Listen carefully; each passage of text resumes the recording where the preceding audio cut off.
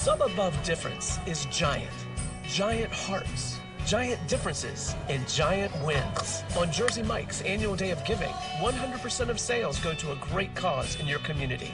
Jersey Mike's. Be a sub above.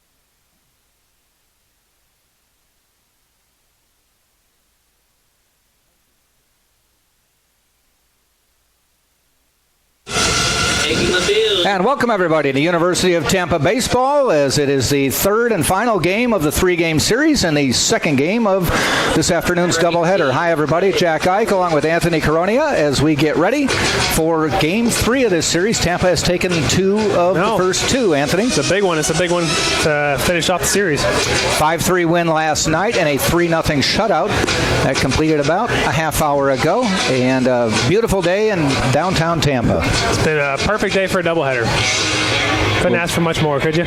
Spartans now at 7-1 in the Sunshine State Conference and have passed St. Leo in the standings, as St. Leo is now 6-2 in conference play. Everybody, though, chasing Palm Beach Atlantic coming into today's game. Yeah, we'll see if we can 7-0, and they would have played. They're probably done. Yeah, I'm going to see if I can get us a score update. Maybe see what some scores from around the conference have been. Battery for this afternoon's second game. We'll have Clay Helvey on the mound for the Spartans. The right-hander has made 6 appearances. This will be just his second start. No decisions yet. Has a save, 15 2/3 innings, 9 hits, 4 runs. They've all been earned, 9 walks, 17 strikeouts, an ERA of .230. His battery mate will be number 44, Danny Servin. The lineup for St. Leo's. And it's very similar to the lineup we've seen for the first two games of this series. Leading off will be number 9, and that is Amir Wright. He is a sophomore from Griffith, Indiana, a transfer from St. Joseph College in Indiana. Batting second is Andrew Porte, number 24. He is a junior from Lumberton, New Jersey. Batting third, number 25, Peyton Isaacson, playing first base, I should say. And Isaacson is a junior from Galesburg, Illinois. Batting cleanup, Brett Koffel, number 6. And Brett is a junior from Claremont, Florida. Batting fifth, number 2, Zach Scott. Zach is a senior from Scottsdale, Arizona. Batting 6, number 20, Chase Turner. Turner is a senior from Odessa, Florida, a local product, went to Steinbrenner High School. First pitch coming up from Helvey. Fouled off.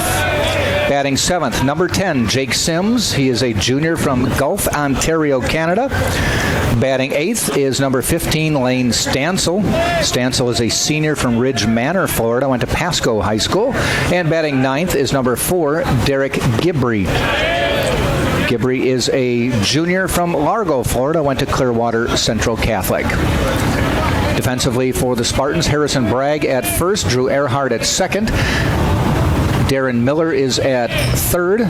Brandon Galley is at short. And the outfield left to right, Stephen Smith, Richie Rivera, and Nick DeTringo. Umpires for today's game, Mark Morgan behind the plate. Ray Chamberlain is on the bases. All right, we've got the formalities out of the way. And it's a 2-2 count to Amir Wright.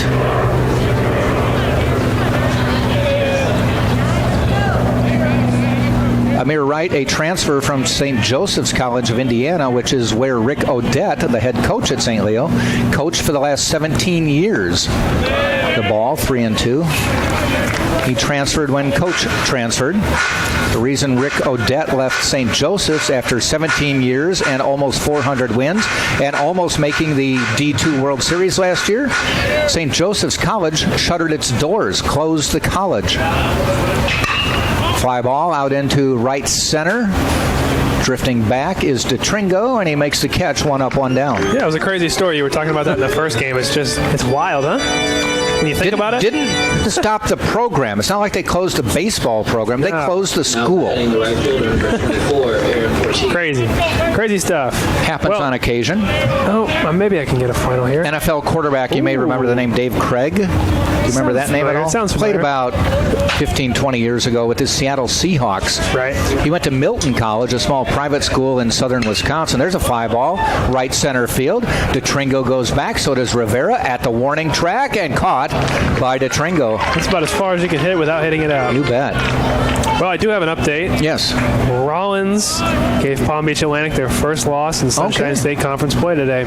They had a noon game, and Rollins beat Palm Beach Atlantic 10-6. So the Spartans and PBA are tied for first with 7-1 records in the conference.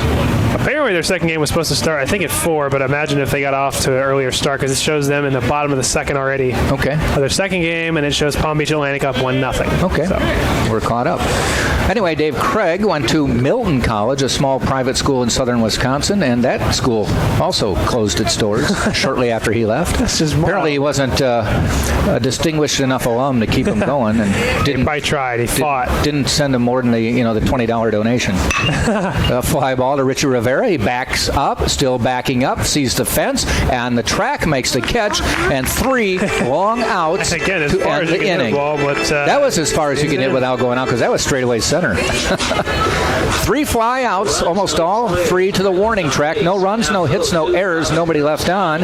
At the end of half an inning, it is St. Leo 0, Tampa coming to bat. The Spartans will send up Smith, Earhart, and Miller. Sponsors for today's game, Walkabout Australian Cafe and Bakery. It's South Tampa's newest delight, located at 627 South Howard.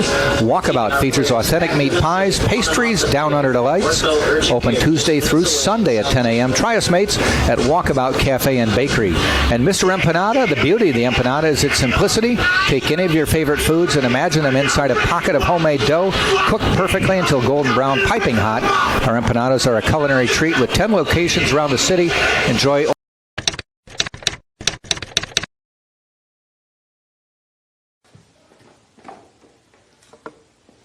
Nada.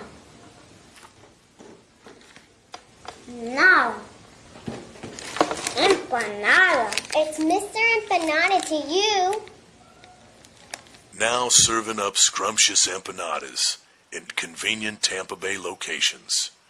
Mr. Empanada, delightfully delicious. Number 12, Jared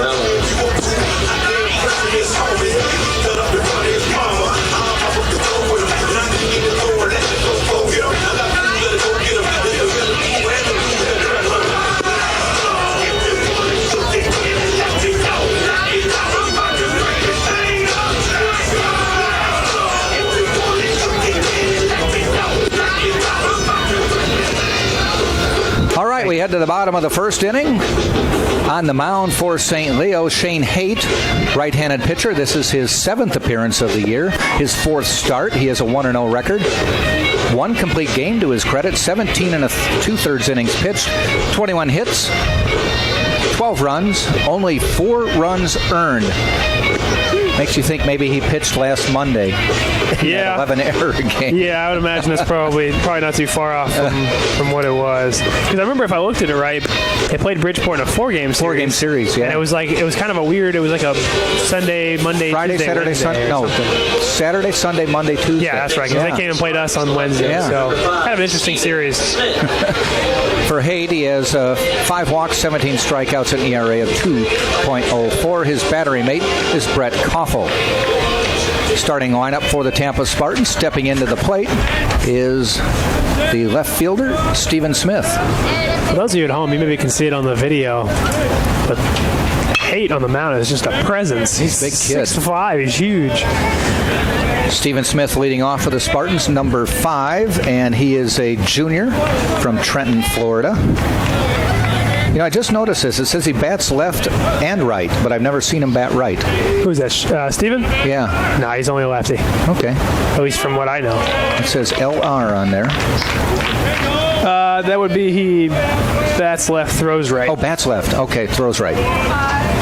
Yeah, no, he only hits lefty, as far as I know. Maybe he does. No, you're right. Maybe he can do it all. Maybe he's got like a talent that he's just not showing us. Batting second in the on-deck circle is Drew Earhart, number 2. He is a freshman from Tampa, Florida, went to Wharton High School. Batting third is number 10, Darren Miller. Miller is a senior from Key West, Florida, by way of Florida State. Cleanup is number 13, Connor Kreil. Kreil is a senior from Anthony, Florida. Batting fifth is Danny Servin, number 44. And Danny is a junior from Miami, Florida, by way of University of Tennessee. Batting sixth, the first baseman, number 23, Harrison Bragg from Lakewood, Washington. Played at Mississippi State University. Shot out into left field for a base hit. Stephen Smith on brings Drew Earhart up, and that's about the 50th time we've said that this year. Goodness. The only thing that would make it even more like repetitive is if you lay down a sack bunt. Yeah, I was going to say I should just record that and hit the play button because it happens so often. Batting seventh for the Spartans will be number 4, Nick DeTringo. He is from Ruskin, Florida. Went to Tampa Prep and St. Petersburg College. Short lead for Smith. Earhart shows bunt, takes it away. We're a broken record here at TampaSpartans.tv. Batting eighth for the Spartans is Richie Rivera, number 11. He is a senior from St. Petersburg, Florida. Went to St. Petersburg High School and the State College of Florida. Throw to first, back in time. And batting ninth, number 9, Brandon Galley, a senior from Louisville, Kentucky. Went to Polk State College. And speaking of... Smith goes. Earhart fouls it. Speaking of Danny Servin being a former University of Tennessee Vol. Yeah. Big shout out to Tennessee Vols today, taking on Loyola Chicago. True. It's 6, I believe. 6-10, something like that. Gotta have Tennessee come up big for me. I'm pulling for Loyola. I just like an underdog in that no, case. see, I can't get there with you. They have been down so long.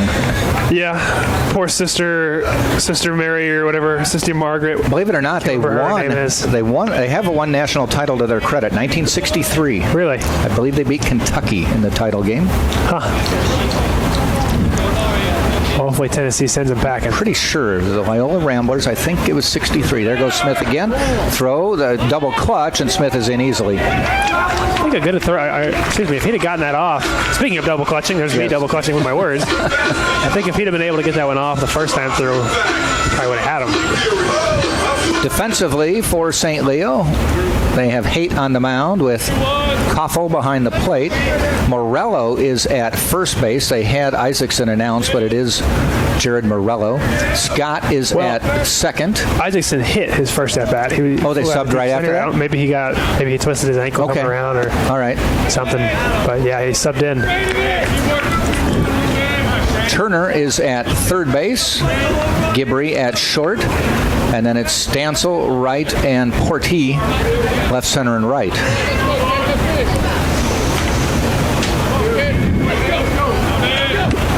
Morello played last night. Back in the lineup now.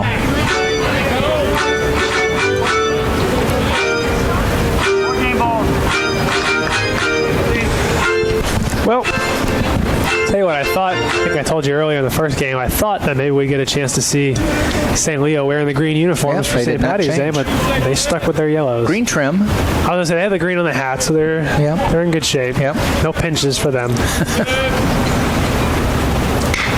Earhart lunges at it. It's going to be waiting in foul territory as Morello, and he makes the catch. 1 out. I was listening to a radio station yesterday, and a person who actually had been to Ireland said, you do not say St. Paddy's Day. It's not St. Paddy's Day. It's either St. Patrick's Day or Paddy's Day.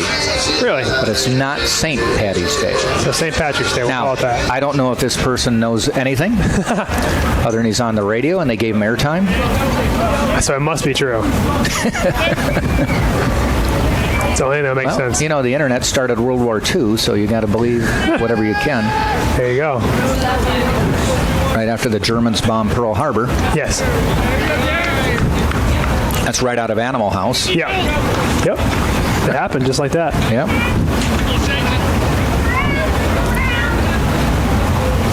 Darren Miller will Takes that one just outside. St. Leo middle infield has been doing that quite a few times. They did it more last night, but they did it a couple times here in the first game where their middle infielders will kind of crash on the runner at second base, almost like they're going to throw an open glove and try and get a quick pick, but they're only thrown over a couple times earlier in the game to second base.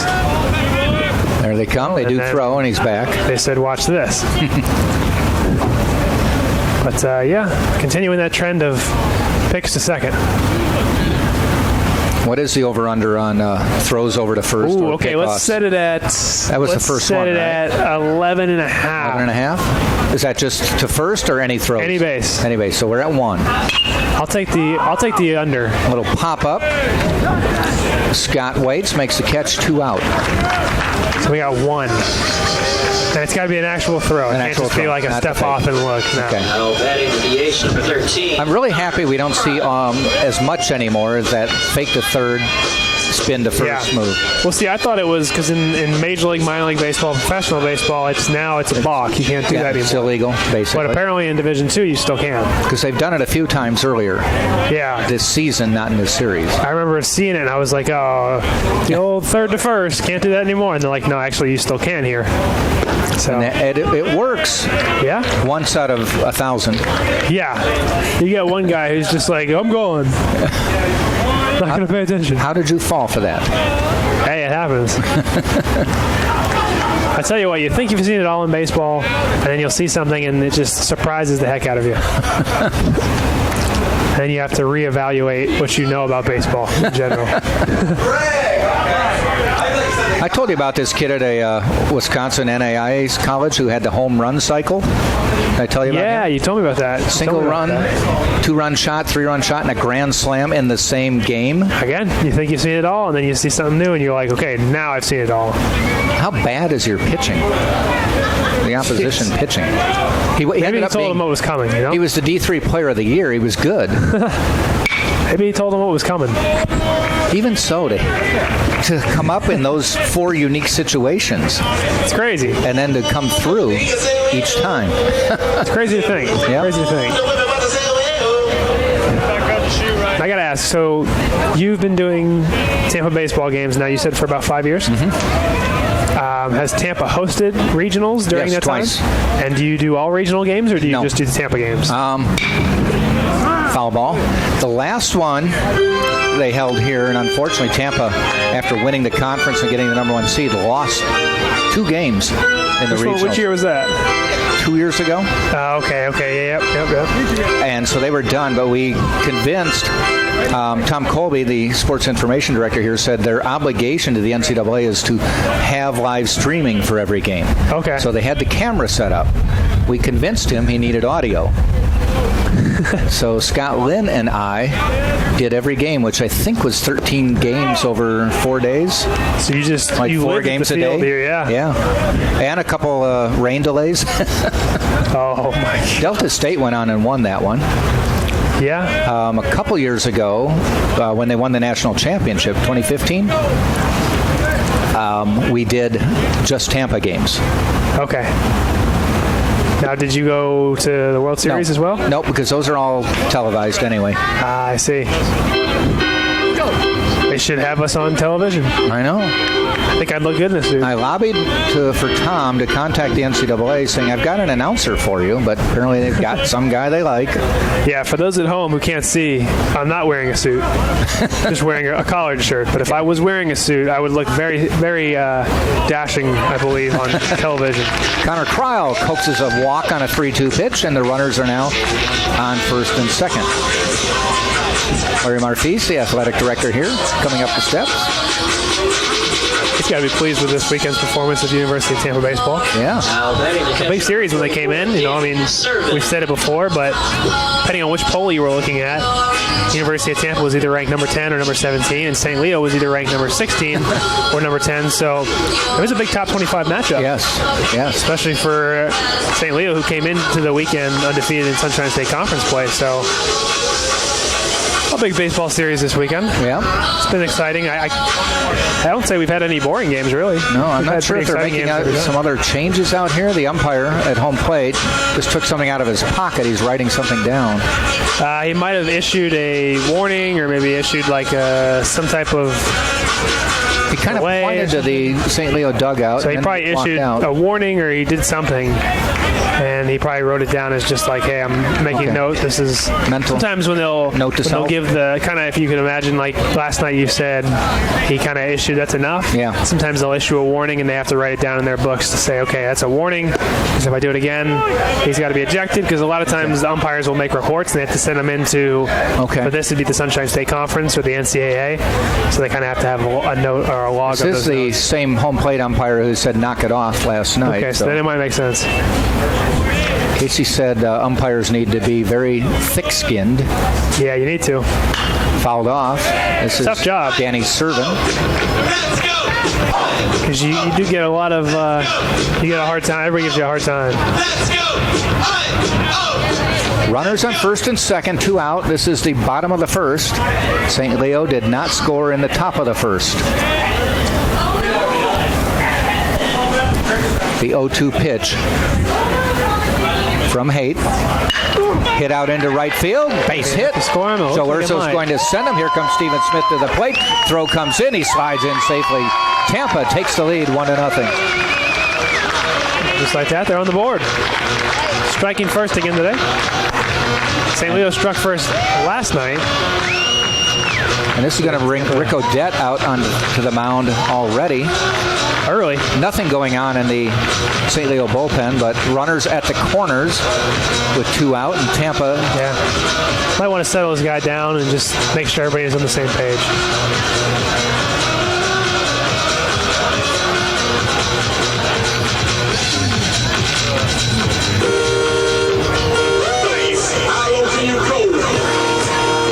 Tampa taking the lead 1-0.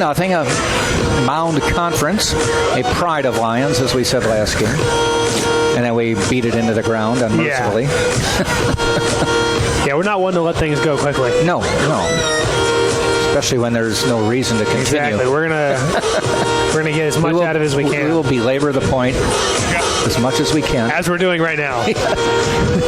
We're belaboring the fact we belabor the point. Exactly. Just to give you an example. But first and third, see what happens here.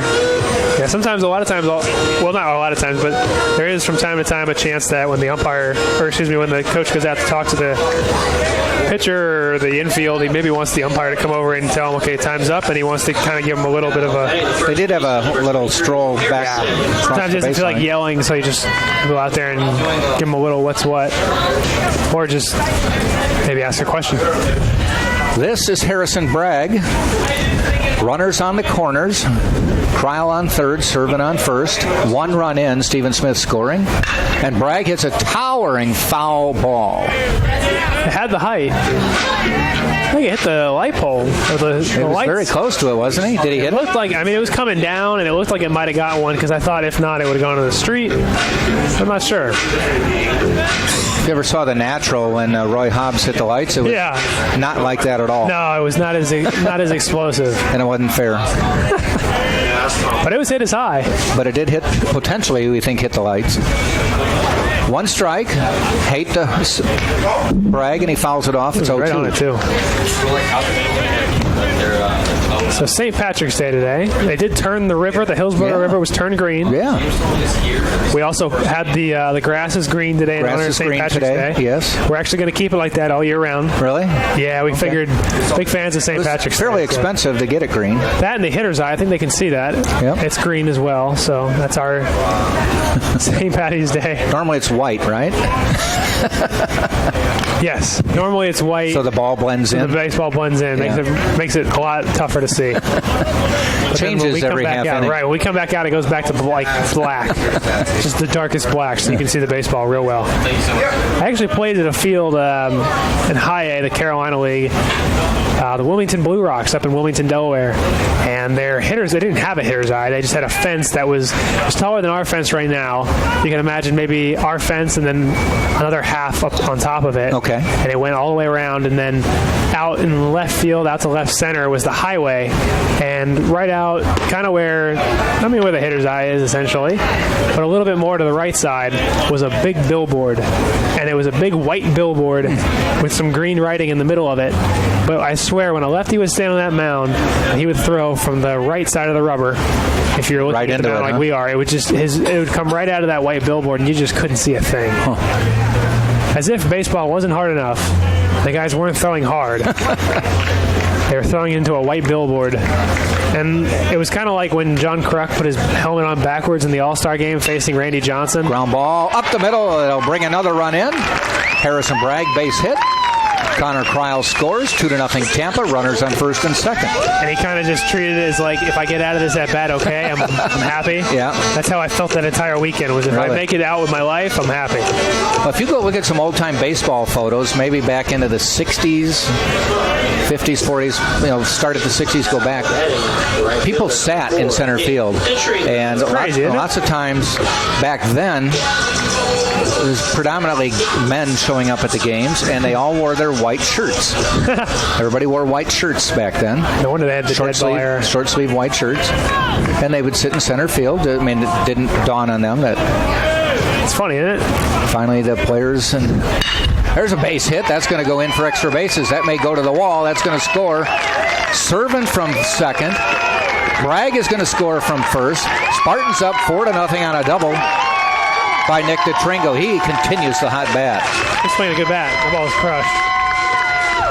But one of the funny things I thought was I was out in Australia playing winter ball, and I went to my first ever cricket. It wasn't cricket. It wasn't test cricket. It was more of 2020, which is essentially, try and put it simplistically, is it's basically a home run derby. Okay. And because test cricket can go on for days. Yeah. I mean, they have 5-day tests, 4-day tests, and basically a 2020 is 20 overs. Okay. I'm not going to get into cricket right now, but it's a home run derby essentially. And what they have is they have essentially a hitter's eye on both sides of the cricket. I think it's a pitch. Yes.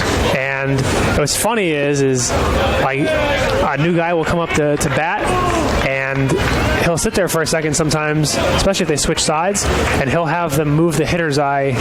They can move the hitter's eye left, right, up, down. To where they want it, huh? To where they want it, so they can see. Huh. Because if they can't see, they won't hit. They'll move the hitter's eye, and we sit there and watch and wait. It's the funniest thing. You're just like, really? Like in baseball, we sometimes have to deal with billboards, and you guys get to move the hitter's eye to exactly where you want it. Yeah. Must be nice. This is Richie Rivera at the plate. Spartans 4 runs, 4 hits here in the first. And have Nick DeTringo on second. Rivera, 313 now on the year. That average coming up as he's getting more playing time. Missed a whole bunch of games. This is just game 7 for Richie. Crazy, yeah. He's been missed about game. 15 games. Actually, it'd be 17 games after he broke his thumb sliding into first base. Diving into first base. Ended up being not as bad as it could have been, though. So yeah, they did no surgery. They just had to immobilize it. Yeah, that was huge. That was huge for Richie. It was huge for the team. And look, we got Nick DeTringo out into the field and swinging a hot bat really ever since. Yeah. There is somebody warming up in the St. Leo bullpen. See if we can get that number. We need somebody with 2015, 2010 vision to Oh, man, I'll do my best. Sometimes they don't turn around. I believe that was 21. So it'd be McCabe Sargent. If he's listed as a pitcher, you're probably right. Yeah, he's a right-handed pitcher / infielder. Ground ball up the middle. Freshman from Land O'Lakes, but we'll see if across, ends the inning. Ends up pitching. Spartans, though, get on the board and get on the board fast. 4-0 on 4 runs, 4 hits, no errors. They do leave a base runner. We've played 1 full inning of play, and it is Tampa 4 and St. Leo 0. Right here on TampaSpartans.tv, they will send up Koffel, Scott, and Turner in the top of the second. Tropical Smoothie Cafe's menu boasts bold, flavorful smoothies with a healthy appeal, all made to order from the freshest ingredients. Toasted wraps, sandwiches, flatbreads, and bowls are all made fresh with quality meats and cheeses, fresh produce, flavorful sauces. Located downtown at 200 North Tampa, just around the corner from UT. next, so Dining Services. DP Dough, hey, we can give them a testimonial here. Delivers cheesy happiness on and around college campuses, including UT. For calzones, wings, and breadsticks, order online at dpdough.com. Open late. They provided us a meal between games. We got 10 strikeouts in the first game, so we ended up getting a discount, buy one, get one free. But then we also, like you said, we got a calzone for the first game. And how was yours? It was pretty good? Very good. I had the chicken parmesan. Okay, I just had maybe I had the chicken parmesan as well, but I had the chicken. So it might have been the chicken parmesan, but I thought it was pretty good. Yeah. Filled me up. I'm not going to complain. So DP Dough. You should go check them out. Bad things. It's a lot of bad things. They wish on me. Hey. She say, do you? I'll be honest with you, Anthony. This is the first time in a while, at least at home, where the Spartans made a pretty big statement quickly. Yeah, usually they either come out here quickly and go down, or excuse me, not go down, but like go 1, 2, 3, or they don't score any runs, or we're used to seeing them, like we said, Steve gets on, push a run across. Over. Yeah, they get one run, but I don't think we've seen a 4-run first. It's been a while, but not opposed to it. No, if you're a Tampa fan. Although to play devil's advocate or to maybe give some hope for the St. Leo faithful, 4 runs, could have been worse. Yep. Still a lot of game to play. Koffel leading off. It'll be Koffel, Scott, and Turner. Koffel right now, 384 hitter. You said in our first game, they have guys who are 300 or better, but they're not just 300 hitters. When you look at this lineup, Wright, 373, Portee, 381, Isaacson out of the game now, but 379, Koffel, 384, Scott next up, 341. Not only that, you look at Amir Wright, Peyton Isaacson, who's not hitting now, but he started the game and played the last 2 games. Brett Koffel, Zach Scott, Jake Sims, Lance Stansel, Derek Gibbrey. All these guys have over 10 RBIs. Some of them are over 20 and 30. Some of them are over 20 and 30. I know, yeah. It's Isaacson, crazy. Maybe. So, yeah, Isaacson, Koffel, and Scott all have over 20 RBIs, and some of them are over 10 and 15. So, these guys get people on, but they also get them in. So they got some timely hitting as well. And they hit quite a few home runs as well. Yep. So they're a force to be reckoned with when it comes to hitting. Although the Tampa Spartans aren't a slouch either. No. There's one looped into left field for a base hit. First hit of the game for St. Leo as Koffel is aboard. There goes the Tampa no-hitter. There goes the no-hitter. Yep. I was trying not to mention it. Yeah, I know. As we got late into the game. I know. Sometimes you slip up, but you were able to keep it together there for that inning, that half an inning. About 10 years ago, we were living in Wisconsin, and the Cubs were playing the Houston Astros. The Astros had lost the series against the Cubs due to a hurricane down in Houston, and the park wasn't available. And they had to make up that series against the Cubs in September. And they were going to put it at Wrigley Field because they weren't going to give the Cubs a home game. So they put it in Miller Park in Milwaukee, which is basically a Cubs home game. Yeah. But they called it an Astros home game. And so they just announced that they were going to be playing there. Actually, it was just a 1-game makeup. There's a sky-high pop-up. Steven Smith shades his eyes, waits, makes the catch.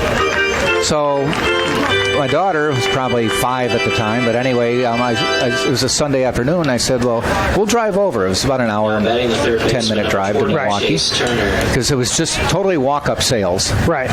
So we get there. Huge traffic jam because all of a sudden this game was announced, so everybody from Chicago's coming up to the game. We get in, and then we find what ticket prices were. They wanted like $80 for a box seat. I'm like, are you kidding? You should be happy anyone's showing up. Yeah. So we got $40 seats, moved up to the box seats because nobody was spending $80. Yeah, he's getting greedy. And Carlos Zambrano pitching for the Cubs, a real head case. Yeah, oh my goodness. And I told my wife, I said, if somebody's winning big, we'll get out of here early and get home. So I called her in the 6th inning. I said, Cubs are up 5-0. Zambrano's got a no-hitter. Should see you leaving early. 5-0. Mike Zambrano's got a no-hitter. No, I'm going to be sticking around. He threw a no-hitter. It's crazy, huh? Never been to a no-hitter before. It was pretty crazy? Yeah, there were about 25,000 fans, which isn't a bad crowd for a game they just announced 2 days before. Not in Chicago. I'm sure they probably loved it. Yeah, he threw that no-hitter. I remember you grow up watching like perfect games and no-hitters, and I remember seeing the perfect game. What was it? Mark Burley threw the one for the White Sox. The White Sox, yeah. And you watch these guys, and you're like, man, they got to be so nervous in like the 8th and 9th. So we're playing a doubleheader game, and in minor leagues, Turner ground ball fielded by Miller. He's going to go to second, get one. The relay, nice double play by the Spartans to get out of the inning. I'll finish the story next inning. Okay, let me wrap it up real quick. I just teased it. I'll tease the story. No runs, a hit, no errors. They don't leave anybody. And after an inning and a half, it is Tampa still on top, 4-0 over St. Leo. A couple more sponsors we have for you. Tropical Smoothie.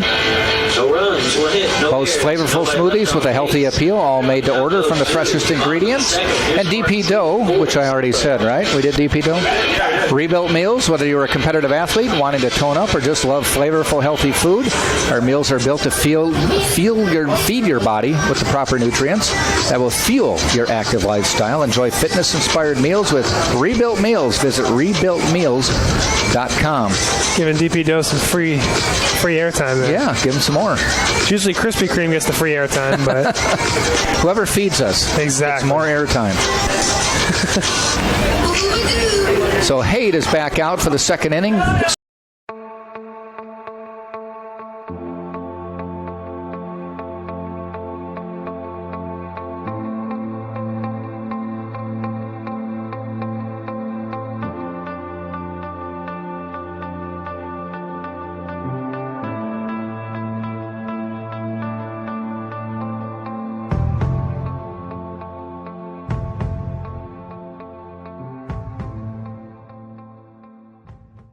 we get to the 7th inning. That's it. This is the last inning. It's bottom 7. We get 2 outs, and lefty comes up, and I'm like, I guarantee he hits it to me. I was playing second. I guarantee he hits it to me. The field's chopped up, and he hits it into my hole a little bit, into my glove side hole, so into the 3-4 hole. I go over to get it, and this ball takes the worst bounce. Hits me right in the glove in the chest, and like I bobble it. He's safe. E4. Oh. I was so nervous when that ball got hit to me. I was like, I gotta get this play. I made the error. I was saying some words I can't say on the radio to myself. Our pitcher's like, give me the ball, give me the ball, give me the ball, give me the ball back, give me the ball back. At least got go the ball for the back. no-hitter, huh? Next guy struck him out, no hitter. All right. And we celebrated like we had just won the World Series or something. I'm sure they realized the wicked hop it took. Yeah, they gave it an error. It was going to be an error no matter what, which has also happened to us one time. We were playing it was a 9-inning game, and our guy was doing well, and we were in about the 5th or 6th. Brandon Galley puts down a bunt. Turner throws and gets him. We're about in the 5th or the 6th, and I get a ball hit to me at third. I'm playing in because that was a bunt threat. I'm not gonna give it up to a bunt. And dude hits a line drive, like hard hit. It maybe hit the ground once, and I dove for it, left my feet, hit my glove, and they called it an error because they didn't want to give him the hit if they didn't have to. And then the next ball he gets that goes through is a hit, and they left me with the error. I was pretty bitter that game. I wasn't too happy about that call. We're back to the top of the order. Brandon Galley was the only batter to not bat for Tampa in the first. Steven Smith up. He singled and scored to get things going for Tampa. Ball a little bit low, 1-1.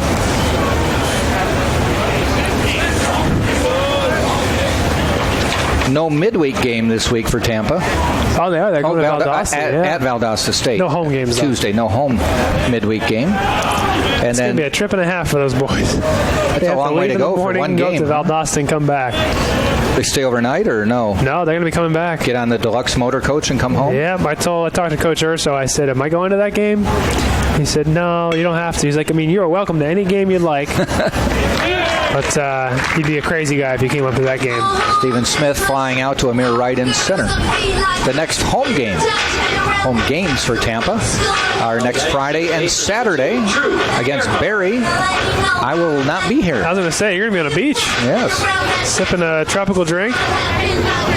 Obviously, you're going to be tuned into Sunshine State. I will. I'll have it on the phone. Of course. Can't miss it. No. You'll be a little bit behind time-wise. Yep.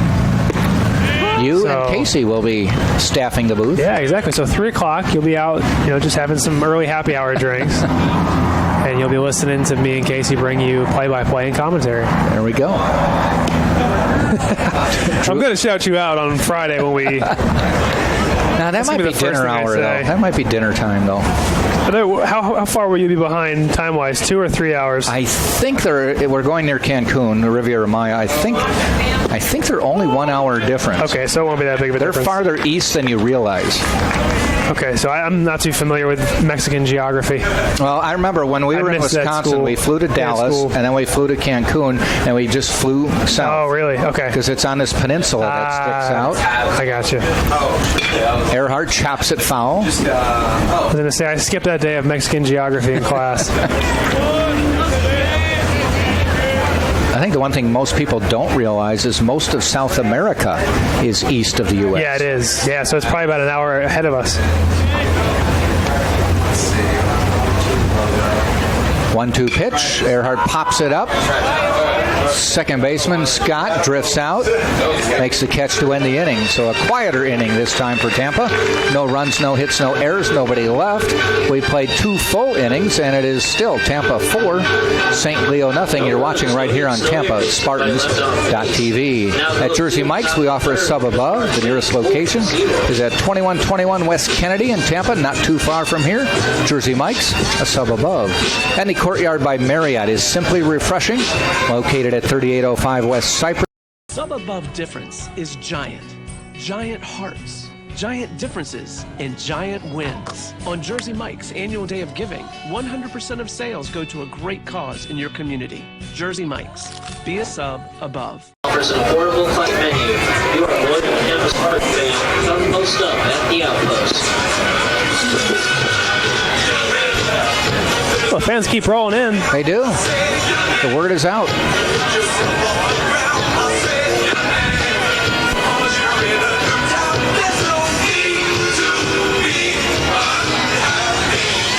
Great day for baseball. Great day for anything outdoors. It really is. You're cheating yourself if you don't go outside today. Yeah. Now, if you can't go outside today because you have something holding you back inside, that's another story. Yes. But if you have the opportunity to get outside today, that'd be the ideal situation. And thanks to our sponsors over at Daylight Savings, you have an extra hour of sunshine. This is true. Takes off for the Lions, number 10, Jake Sims. So Clay Helvey on the mound for the third inning. He'll face Sims, Stansel, and Gibbrey. 7, 8, 9 hitters. First pitch, swing and a miss. He didn't get cheated there. No. I occasionally did that, and then sometimes my back would crack, and then I would need to go and seek treatment after the game. So I usually try to keep it under control. A little low. That's not to say I didn't try occasionally, though.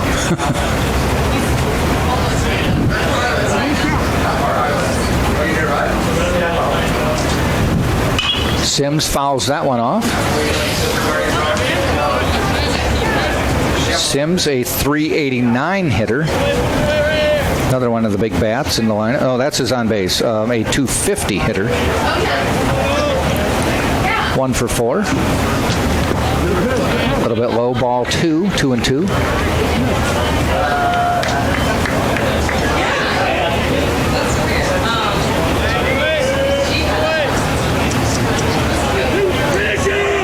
And the 2-2. Fouled off. He's fighting. He's fighting, staying alive, and just waiting for the one pitch. I was going to say, he's taking some big swings. If he does connect, the ball does look like it's going to go a long way.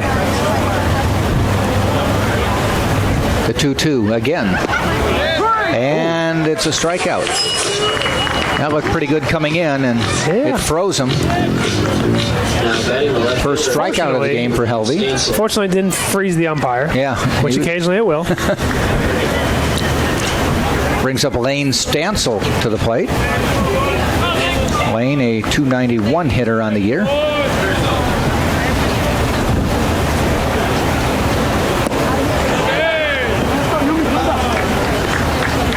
First pitch is a ball.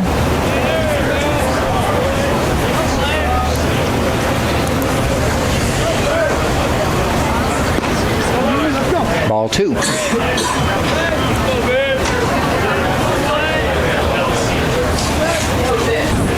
How long of a bus ride did you say it is to Valdosta? 5 or 6 hours? No, I would imagine it's probably around that area. Let me see if I can figure that out for you. Ground ball, Harrison Bragg, tough hop. Earhart gets it, throws, and it pops out of the mid of Helvey. Almost a interesting out. It goes down. It's just an interesting play and a man on first. Yeah, it's going to be interesting to see how they score that. I'm trying to think of how I would. Took a wicked hop over. I think it's going to probably go as an E1 on a catching error because it hit him in the glove. I thought it was a catchable ball. The only way I would give the error to Earhart would be if the throw was not catchable. But I thought it was. Since it was a catchable ball, I thought it'd probably be an E1. They're calling it on the pitcher. Yep. Okay, that makes sense. It was a very heads-up play for Earhart to be back there. I mean, a lot of guys, you see the first baseman, you kind of give up on the play. But he was in the place that he was supposed to be, and just kind of a tough play, really. Trying to figure out if I can see how far Valdosta is. Stansel on first with one out. And Gibbrey at the plate. Gibbrey, .258 hitter on the year. Hits one deep and foul. Down into the Tampa bullpen. My maps on iPhone is saying 3.5 hours. Really? But I would imagine that'd be by car and that'd be with no traffic. Now, if you're going on a Tuesday on a bus, I'm going to say probably something closer to 4.5, 5. Okay. Because the bus can't go as fast, and you're going to probably hit traffic midweek. Runner goes, ground ball heading out, cut off by Miller. Has to go to first, and he gets the one out. But Stansel on down to second. That should flip it around, bring up the top of the order. Is that right? Yep. Now batting back to Amir Wright. Amir Wright.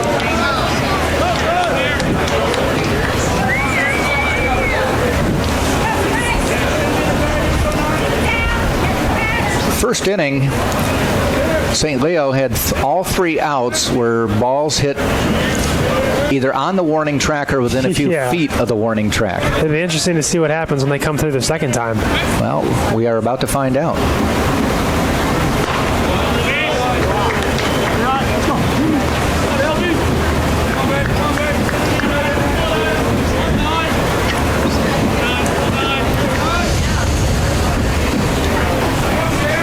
Amir Wright came into the weekend tied for, in third place for batting average on this team. That's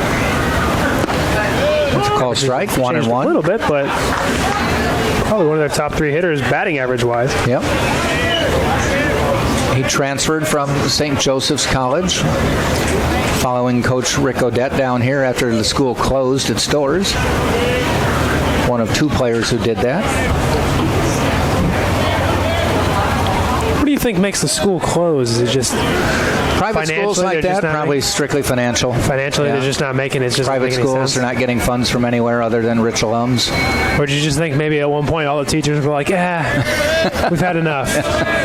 Tired of these students. No, probably not. I mean, that's got to impact faculty and everything of about 1,000. No, I would imagine. Yeah, it's probably all of a sudden they're looking for work. Yeah. Wright swings and misses, 2-2. I'm sure there were rumors for a while, a few years, that things weren't good. So I'd imagine if you, trying to think here, this is maybe just me making light of a bad situation, so maybe some people won't like this, but I would imagine if I was a student and I knew that the school was closing, I would probably park wherever I wanted, because I would say, what are you going to do? You're going to put a hold on my account? I would accumulate as many tickets as possible. Just as much bad hold. I would take a lot of library books and just not return them.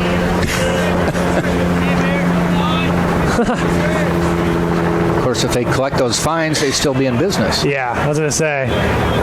They'd come after me like I'd transfer into another school and they'd make me pay all my tickets.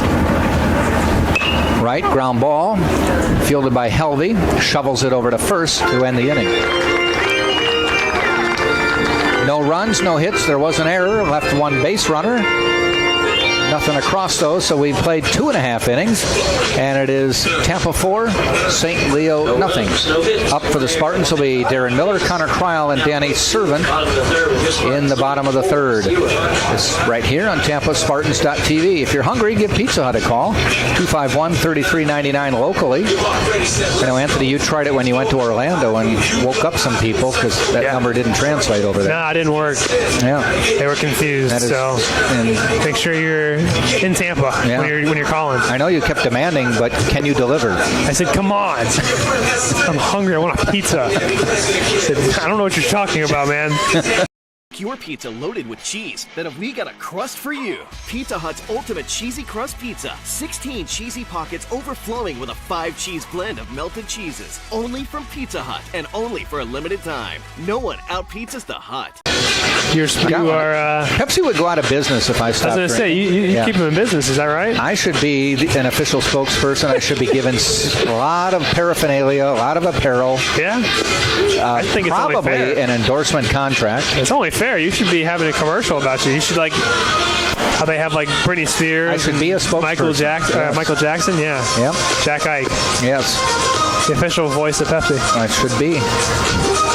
I'd even let him use my likeness. Yeah. That's very kind of you. For a fee. Stock option, something like that. Things off for the Spartans. Third baseman number 10, Darren Miller to the plate. Popped up to second base his first time up.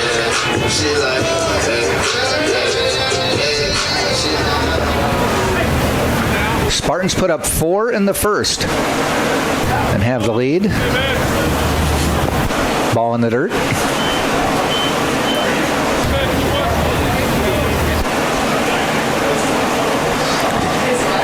Starting pitcher for St. Leo, Shane Haight, came into the series second overall on the team for ERA. So he's doing pretty well so far. But the crazy thing is he's got, like you said, it was 12 runs given up, but only 4 of them were earned. Yeah. So we had a hunch that it might have been in that game. Monday's game, yeah. Yeah, with 11 errors, but that's impressive. 11 errors. Commit 11 errors and win. Yeah. Just a testament to St. Leo. Or maybe Bridgeport, depending on how you look at it. Yeah. I know after Bridgeport left here, they were 1-15. Yeah. We talked about it. It's tough when you're up there playing in the cold. Call strike. 3 balls, 1 strike. On deck, Connor Kreil.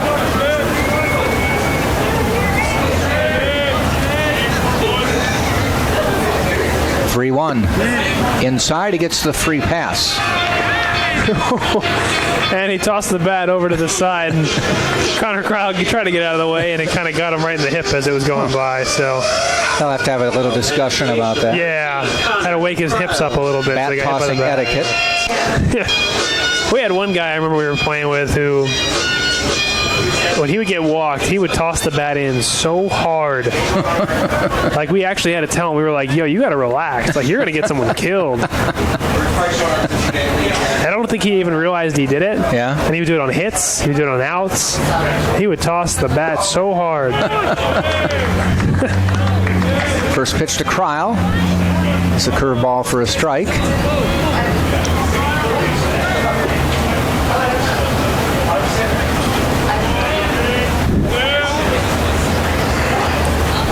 Ground ball fielded by Morello. Takes the force out, but the throw down to second pops away from the shortstop Gibbrey. So advancing to second is Darren Miller. Morello, though, with a nice play, fielded it close to first, stepped on the bag, took away the force. The throw seemed to get there in time, but bounced away from Gibbrey. It's kind of a tough throw because, again, like we had earlier with the drop third strike situation where it's like if you don't pick where do you throw it? Yeah, it's just kind of tough to get in there. Especially because that play is not a force out, so he's going to have to tag him. Yep. So as much as he wants to kind of pick a lane, he's going to have to be able to get back and tag him. So it's kind of a tough play. Danny Servin to the plate, base hit, RBI last time up.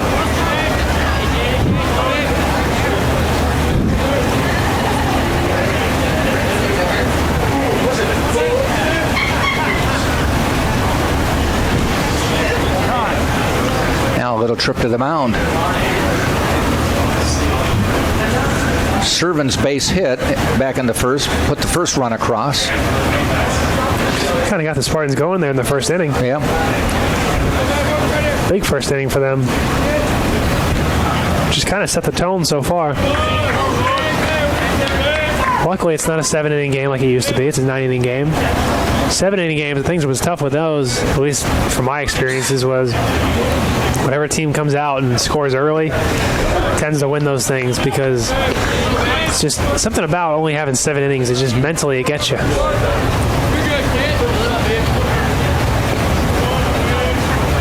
And even in my experiences in pro ball, when we played 7-inning doubleheaders, whoever scored first, that was usually it, and that was the end of the game. There wasn't usually like these back and forths. Popped up. Morello gives chase. Does he have room near the dugout?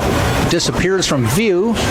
Oh, we can't even see. I think he might have been out of bounds, though. Or I think it's out of play because there is a white line over there. Okay. So what happens is it kind of extends to the dugout and it cuts over. And I think if you go into that white line sectioned off area, you're out of play. Okay. So you have to keep. There is where you have to keep at least a foot in bounds. We are at college. Yeah, got to so you don't have to. There's no 2 feet. It's 1 foot. But we got to get a toe tap. Fortunately, we do have a camera. Unfortunately, we do not have that angle, so there is no video review. We have one angle. Yeah. Ground ball out to short. Gibbrey fields it. Toss across. Gets the out, but moves Darren Miller to third.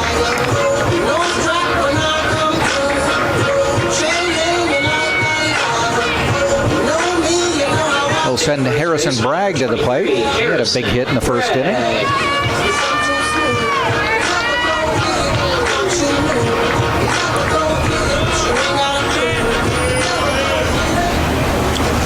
St. Patrick's Day plans after the ball game?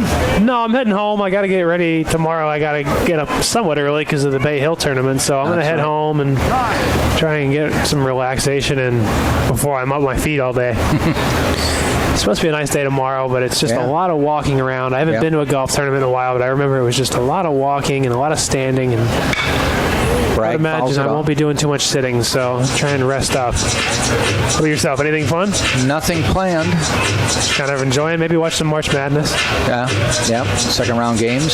Some going on today, See if we can get some scores. It's weird because there's not the 16 games going, so I mean the last 2 days we've been spoiled and it's just game after game after game. Down to 8. So down to 8 games a day now. So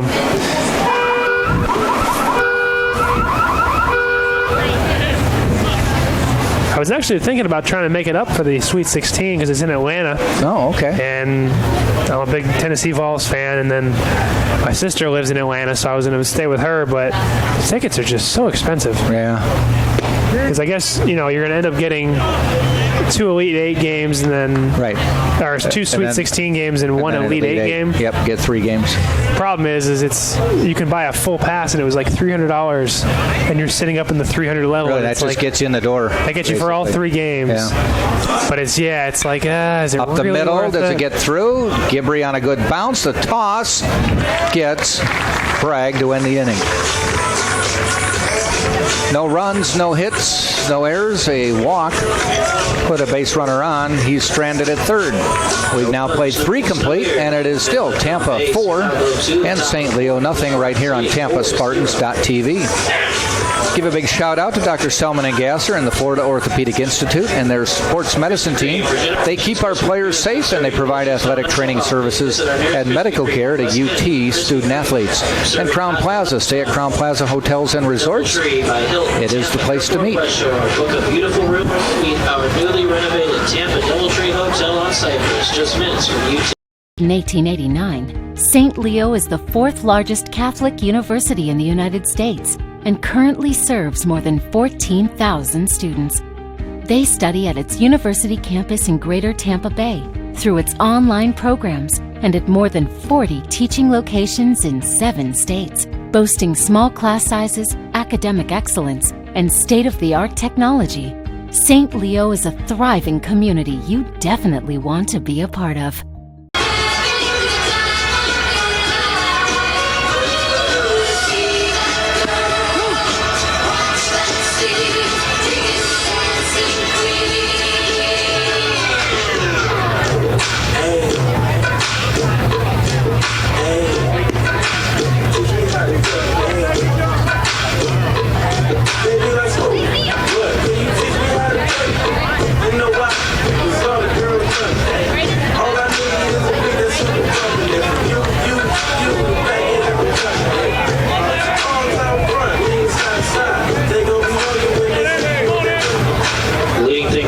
Top of the 4th we go. Portee will lead off. It'll be the 2-3-4 hitters. First pitch from Helvey. Swing and a miss. Fastball. Coming out aggressive. I like it, though. I like it. I see somebody put a $600 bet down on Maryland-Baltimore County to win last night. No way. I wonder what they was running off at. I think they said they won $18,000. Ooh. Good for that person. I'll tell you what, the Powerball's up pretty high today. Is it? For tonight. I think it's almost $450 million, wow. $460 million. I might go buy a ticket.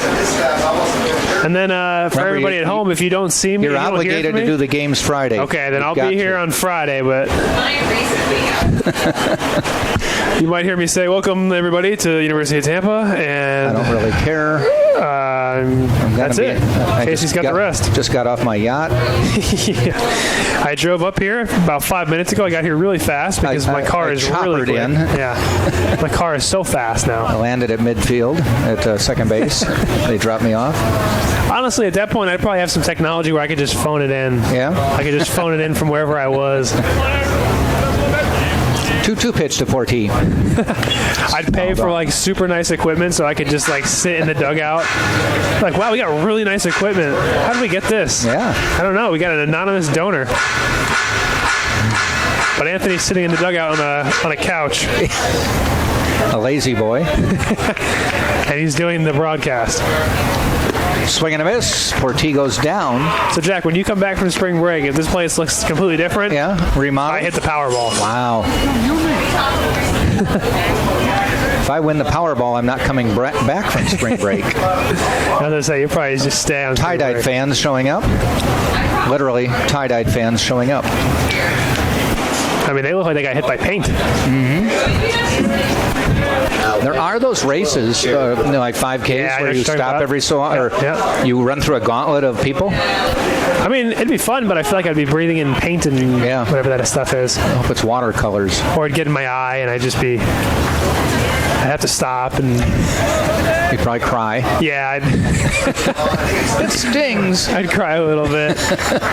This is Jared Morello, who came in after Peyton Isaacson led off the game as the number 3 hitter for St. Leo. Isaacson, after his at-bat, was replaced by Morello at first base. So this is his first at-bat, though he's been in the field the whole time, and his first at-bat is a called third strike. 3 strikeouts now for Helvey. Brings up Koffel. His grandmother was listening. Shout out to Grandma. Yeah, I was going to say shout out. Claremont, Florida. Not too far from me. No. She's listening. I'm from Dr. Phillips, so not too far. There's a bloops one into right field for a base hit. Well, Grandma's proud. 2 base hits. Hit one to the left side, now the right side. So the next time up should be the middle. Right up the middle.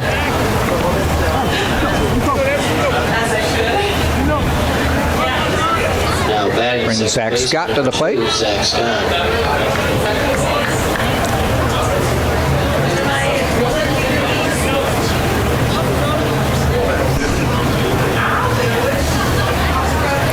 Okay, here's a stat from the NCAA tournament. Hit me with it. What is the record of teams in the tournament that are 20 or more point favorites? Ground ball? I would have to imagine the 20 or more point favorites. Yes. Probably like 100-0. They have played 100%. They win 158 games with 20-point favorites. Oh, really? I'd say it's probably the one loss was last night with Virginia. 155-3. Really? Yep. Let's see. Norfolk State beat Missouri. Yeah. In 85, and Santa Clara beat Arizona in 1993. There it is. That was a 3-up, 3-down for St. Leo. And we head to the bottom of the fourth, and it will be DeTringo, Rivera, and Galley, 7-8-9, right here on TampaSpartans.tv. Martz is the official chariot of the Spartans. Martz First Class Coach. If you need to charter a bus, go online. MartzFirstClass.com. And the campus bookstore is the Barnes & Noble campus bookstore. It has everything UT in one place. Located in the Vaughn Center, first floor, open Monday through Saturday, or you can shop online at UTampa. Amazing new iPhone 8 is at AT&T, and we know you'll love it. Because we know you want more. More great camera features and more power. And more than just unlimited data, we give you unlimited plans with HBO included for life. Because you deserve more entertainment. And more spokespeople. Talking like this, saying the word more. AT&T. It's time for more. Am I too close? I feel like I'm too close. Get the iPhone 8, and with all AT&T unlimited plans, get HBO for life, only from AT&T. Let's go remix. Okay. I mean, nothing says dancing in the club like high school music. You're right.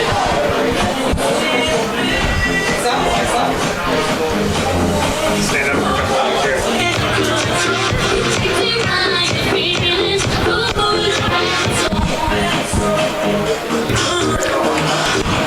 So Nick DeTringo will lead off for the Spartans, coming up against Shane Haight. DeTringo with a double and an RBI, 2 RBI, his first time up.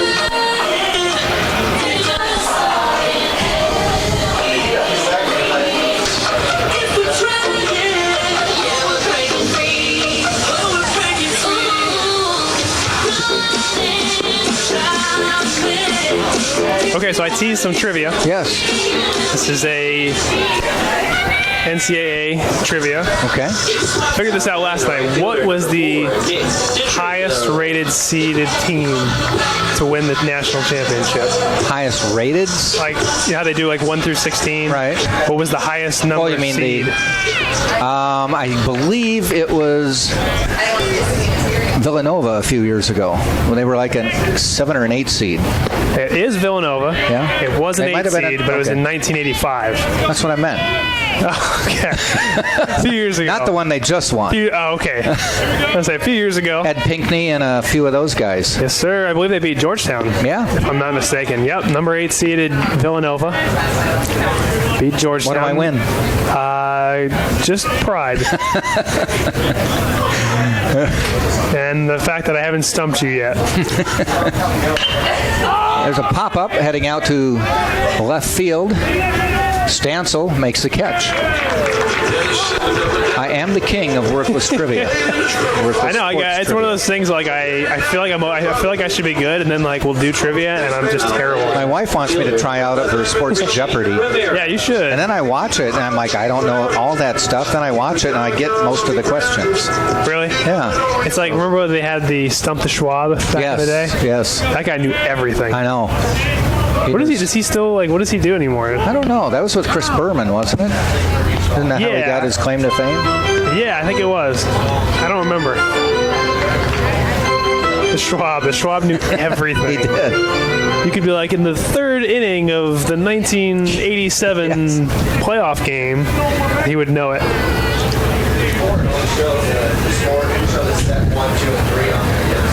Ground ball, foul. Richie Rivera. See, I'm pretty good at like 60s and 70s rock music. Okay. And pretty much that same time period in sports. Okay. It's funny. I've been getting into like older music, not older music. I don't want to make it sound bad, but like older rock music and older music. I know I'm getting older because I'm like the music today. I listen to it and I'm like, this is what people like. Yeah. You're becoming your dad. Yeah, I am. Like all the stuff that when I was a kid people would listen to, and I'm like, no, I don't like it. That's boring. Yeah. Now I listen to it and I'm like, it's actually really good. Well, we have 3 tickets to go see my favorite band over at the Mid-Florida Amphitheater in mid-May. The Doobie Brothers. Ah, okay. I've seen them somewhere in the 75 range times. Really? Dang. Like all over the country or just like specific places? Wherever if they come near me. Yeah. You know, they play Milwaukee a lot. I've seen them. They come here every year. Okay. Matter of fact, the last 2 years, my daughter and I get backstage passes to go see that's awesome. and talk to them before the concert. They're pretty cool guys? We're really good friends. I say really good friends. We see them once a year. Right. Are they from the Wisconsin area? No. I'll try to give you the shortened version of the story, but we're really good friends with one of their main singers. If you remember the song Black Water. Maybe. Probably if I heard it, I would. He was the lead singer. You probably heard it. Probably. And when they come in, he and his wife get us passes to go back and see him. That's pretty cool. The reason we've known them for a while, just because a friend of mine from up in Illinois and I are fanatics. Yeah. And so we go see them and used to communicate with them. But we really have become close with them because of. I'll let this pitch go. 3-2 pitch. Swing and a miss. Rivera goes down. My daughter having a brain tumor a few years ago. Their son had cancer as well. Oh, okay. And so we, when my daughter had her surgeries, my friend up in Illinois wrote them and said, Jack's daughter's doing this and this, and you know Jack and stuff like that. Yeah. So they send us some photos and drumsticks That's really cool. all this stuff, and then said, anytime we're in town, we want you to come see us. Yeah, that's nice of them. That's awesome. And they, this is Brandon Galley. So I went and saw them when they were down in Lakewood Ranch, which is down in Bradenton, Sarasota, I guess. My daughter was still in the hospital going through her chemos. So I went and saw them, got backstage, and my daughter recorded a message for them on my phone. Cool. And it was before the concert, and I was playing it for Pat Simmons. Oh, that's pretty cool. All of a sudden, he's tearing up. Because my daughter's just like, sorry I can't be there to listen to the music. That was their one of their big songs. And to listen to the music, and I would like to rock on down the highway with you. That's funny. And he's tearing up, and I'm like, oh my God, he goes on stage in 30 minutes, and I'm making a rock star cry. And so they're up on stage, and they put me in a special place to watch the band. And Blackwater, their big song, he sings it. He knows where I'm sitting, and he just before they start, he goes, he says, looks down, and he goes, Jack, I dedicate this song to Devin. Oh, that's awesome. That's pretty cool. And he's dedicated that to her 3 times. Oh, that's awesome. Oh, so it has a special place too. Yeah, the last cool 2 story times with it. Yeah, we've been there. She's been there with me. That's pretty neat. It's always cool when bands do that, or like people in like high profile situations do that kind of stuff. And we found out they're actually Green Bay Packer fans. His wife is a Packer fan, so he's become a Packer fan. So you told him that's too bad? Well, they have a grandchild now, and so last year we bought a baby Aaron Rodgers jersey. Cool. Yeah. And Devin was so excited because we had it in a bag, and she was hiding it when we went to meet him. And they're like, what is that? What is that? I said, no, you can't see it yet because we were waiting for the singer to show up. It was just his wife. She says, I want to see it. I want to see it. And Devin wouldn't let him see it. And then when he showed up, she gave it to him. And again, tears in the eyes. Oh, man. Just making him cry all over the place. Yeah.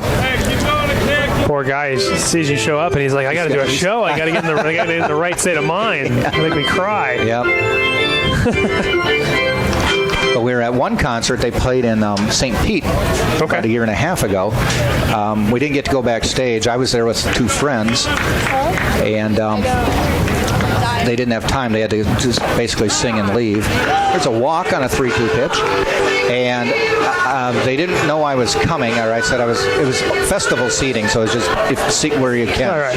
And they're singing, and I might have been wishful thinking, but I thought he keeps looking out in the crowd like he's looking for something. Yeah. And all of a sudden he sees me and he points, and they're in the middle of a song, and he puts his guitar down, runs off stage to where his wife's sitting on some boxes, and points and says, "There's where Jack awesome. is." And That's so they both cool. stop and wave. That's cool. And then he goes back and finishes the song. That's awesome. So you're kind of a big deal. I'm world famous. I'm world famous. Yeah, you're a big deal, man. Yeah. Top of the order, Stephen Smith up for his third time today. 4-0, Tampa on top. Throw to first. 2 outs, one runner on.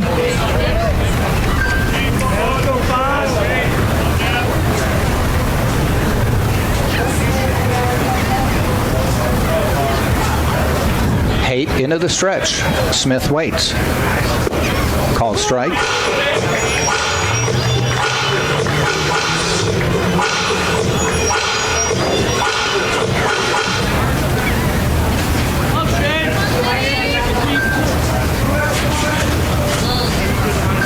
One pitch coming up.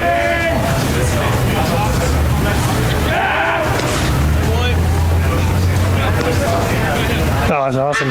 I'm seeing a picture of it right now, so that's so cool. That's awesome. That's pretty cool. Yep.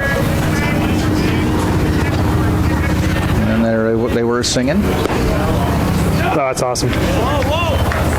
Yeah, that's cool, man. Good people. Oh, I bet. They sound like it. 2 balls, 1 strike, 2 outs. Brandon Galley on first. Smith at the plate.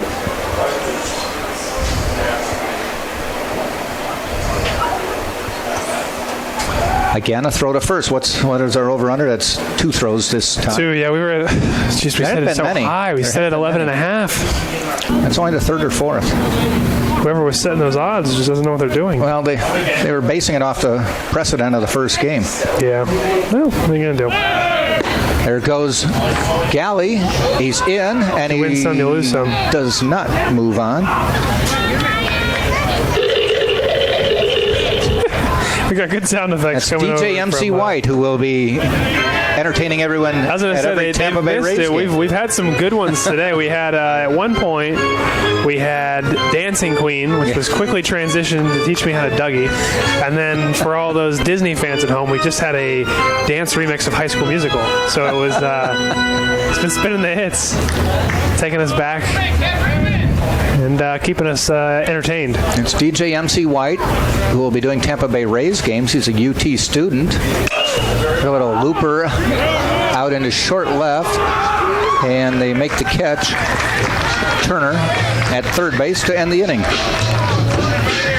No runs, no hits, no errors. A base runner is left on base. We played 4 full innings, and it is still Tampa 4 and St. Leo nothing. Right here on Tampa Spartans.tv. Press Box is Tampa's favorite place to watch the big game and have a party. Walter's Press Box at 222 South.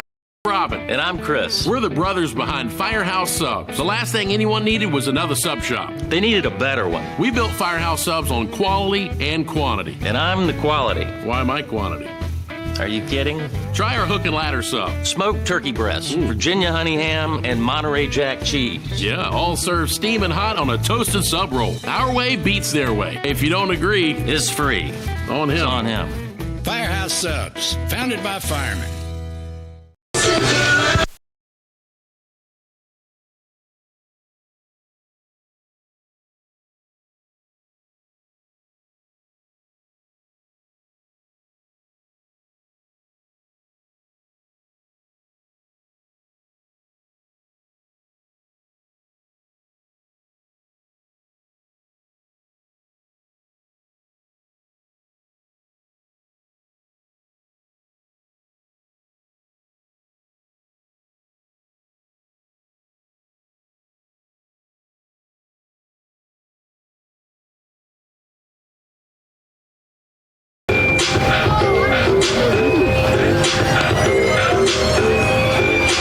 Top of the 5th inning we go. It's going to be Turner, Sims, and Stansel for St. Leo.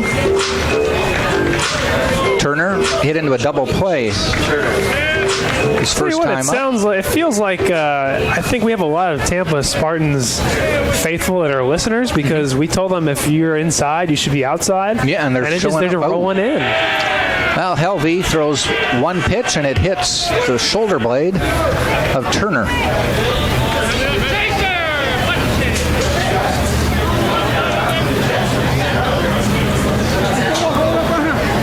Quick update on the in between the innings music. Okay. We just got a Jonas Brothers. Got a little Jonas Brothers music. So now I'm going through and making sure that my catalog of music is up to date. I got to make sure I download some Jonas Brothers songs that I forgot about. We have a real treasure here in DJ White. He's very good. We're unfortunately losing him, but he'll still do games here when he can. We're not going to have him full time, I should say. But he's going to do any Tampa Bay Rays home games. Yeah, exactly. He has been doing, I believe, some USF Bulls football. Oh, has he really? I don't think he's done basketball. Okay. I imagine a lot goes into that like we just don't see. Yeah. But it's got to be something fun. Like, there's things that you could do that are worse. Yeah, he said you have to be up on current music. You have to know your old music. Oh, I imagine. You have to know sound effects, situations. Yeah. What to play when. You definitely got to know the game. You can't just be like There's a swing and a miss for the strikeout. You know what would be funny, though, to think about? Is imagine if they did sound effects for golf. Like if a guy he leaves a putt out there, just I don't think that would go over very well. I don't think it's the kind of sport.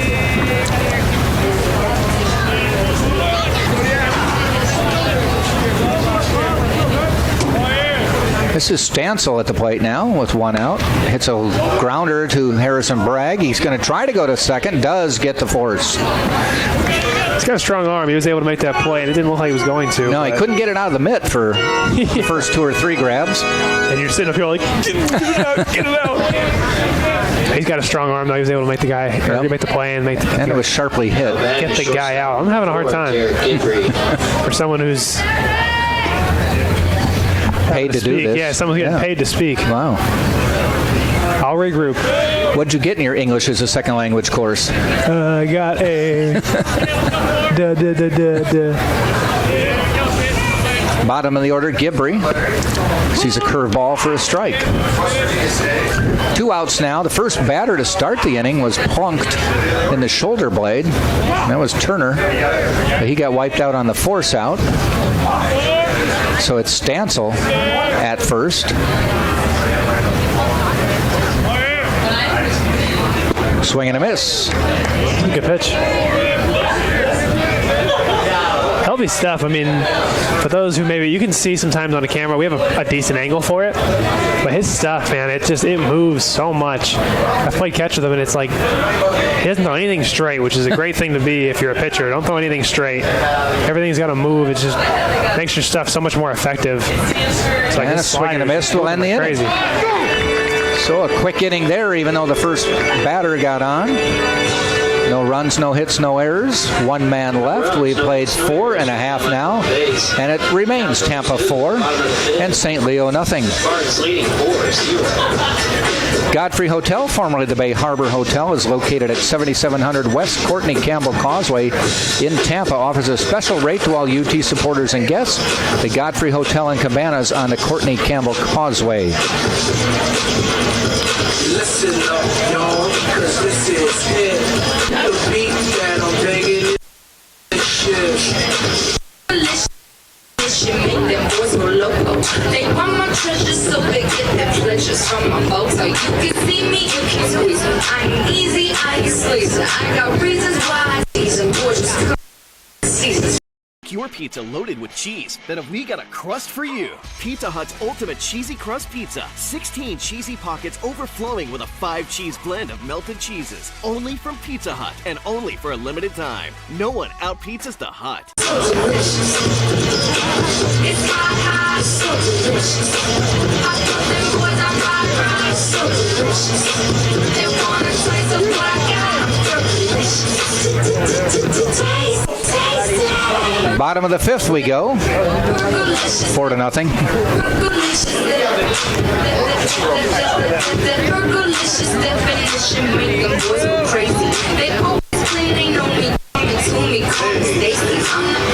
Leading things off, the second baseman.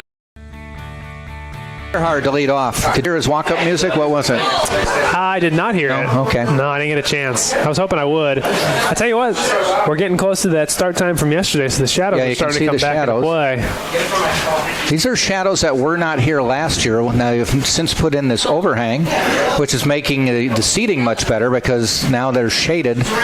But these shadows weren't there a year ago, and so there'd be, at this point, no shade on the batter's box. Yeah, I don't know if the shadows would ever really be that bad.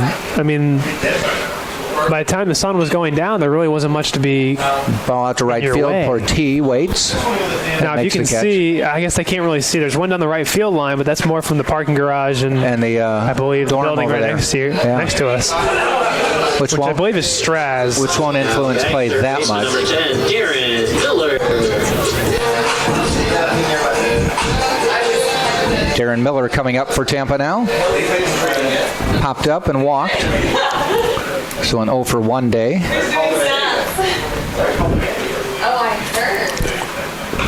Ball outside.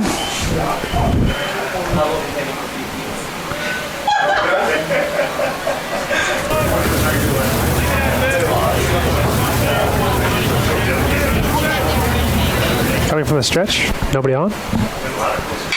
Must be feeling ground ball out to third. Turner, long throw, and he's safe. Probably a hit. It could be. I might give it a throwing error because I thought he might have had him, but if they gave him a hit, I would not argue it. Yep. A high throw. Morello jumped to get it, did catch it, but then when he tried to apply the tag, popped out of his mitt. Miller reached on a throwing error by third base. Okay, so it went down. Yeah, it was one of those plays where if it went either way, I could probably be okay with it either way. I was thinking he might have beat the throw, but... Oh, yeah. That's right. Yeah, it was kind of a tough play because when he caught it, it was chopping a bunch. And the problem with that one is when you're at third base, you don't have as much time as short and second because you have, obviously the distance is closer. Angle's different. So it's one of those where, like, if you don't come and get it right off the bat, you got to go back because you're going to get the in-between hop and won't get it. And at that point, all your momentum's going backwards, so it's all arm. And then usually the guy has an extra step or two on you, so it's just so much working against you as a third baseman. This is Connor Kryl. A walk and a ground out. Check swing. Called strike. Spartans put 4 up in the bottom of the first. Those are the only runs anyone has scored in this game.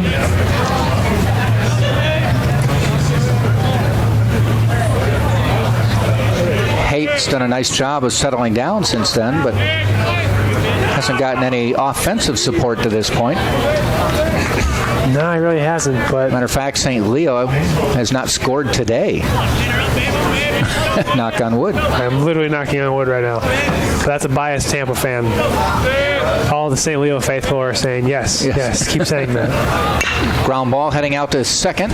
Takes a hop. Throw across. Moves the runner. Miller to second.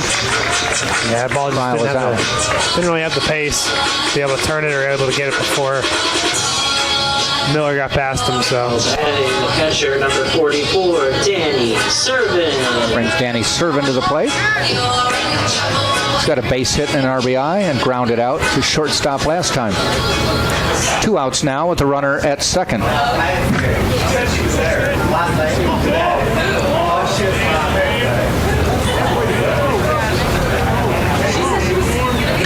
Ground ball to third. Nice stop by Turner. Long throw across, and this time, plenty of time and a perfect throw to end the inning.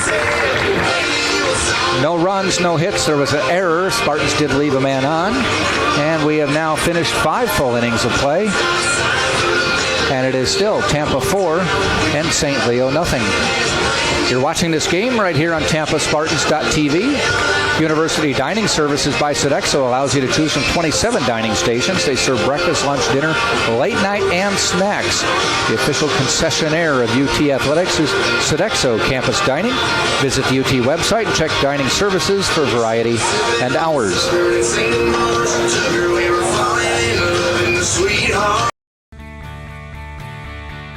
This is the University of Tampa.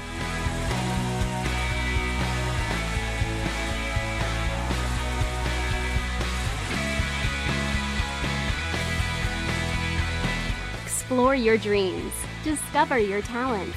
Get ready to invent, innovate, and be a leader. This is the University of Tampa.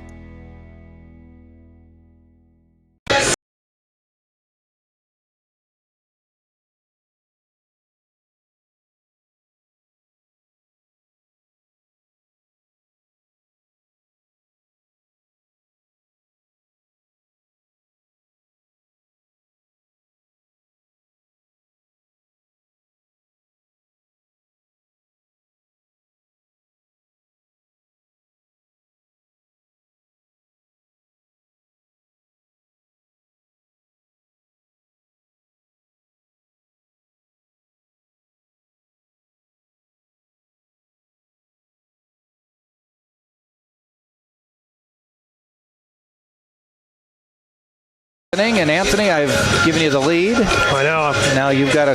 Pressure's on. I mean, save. You have a save under your belt. I do. And I have a start. So I think I got it here. I think I'm going to take the reins and make it happen. All right. Elvie's still in the pitch.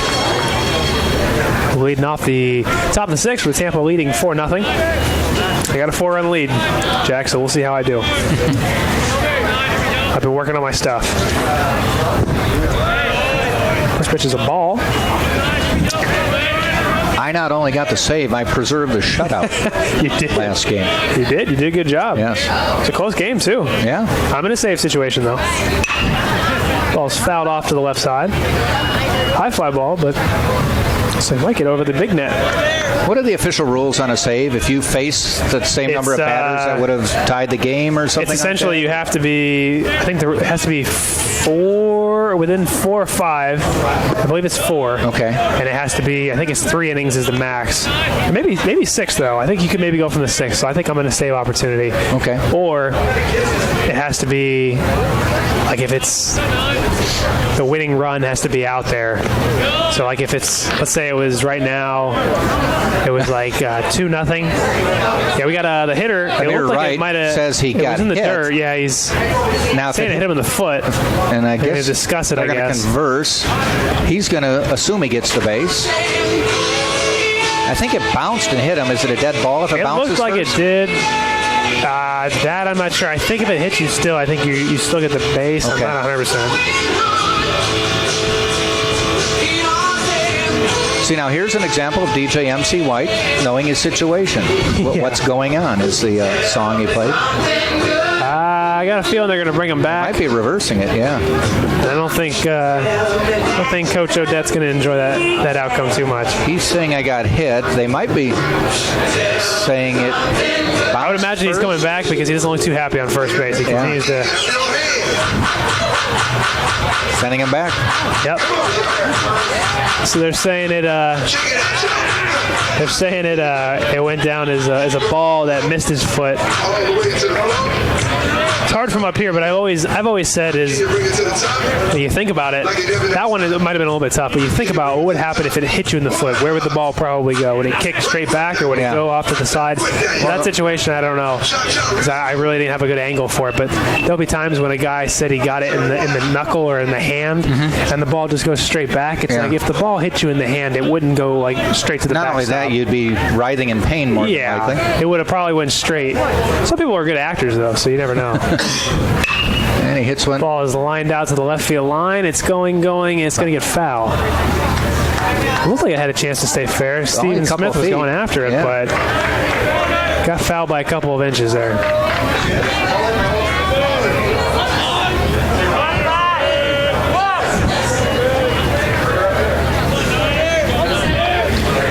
Porti hitting for the St. Leo Lions right now, the right fielder.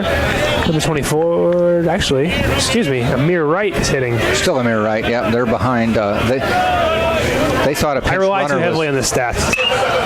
Ball is skied out to the left field line, short left field line. Our shortstop goes out, and wow, he kind of overran it, threw a glove backwards, and if he'd have left his feet, it probably would have been like an Odell Beckham Jr. catch.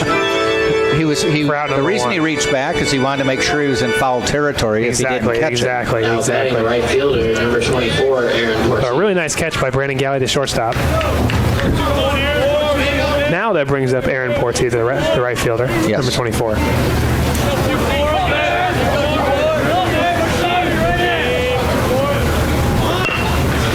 A bunt, fielded cleanly by Helvey.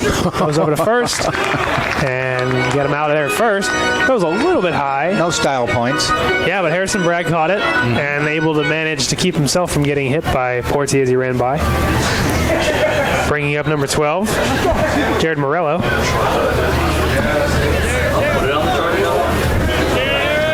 Morello had his first at-bat last time through, as he did not start the game. And he ended up striking out, so hoping for a better outcome on this at-bat.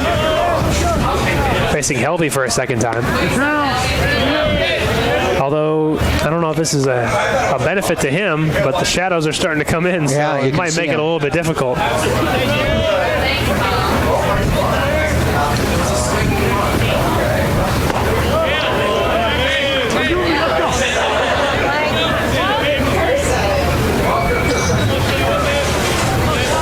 So 2 outs, count as 2-0 to Morello.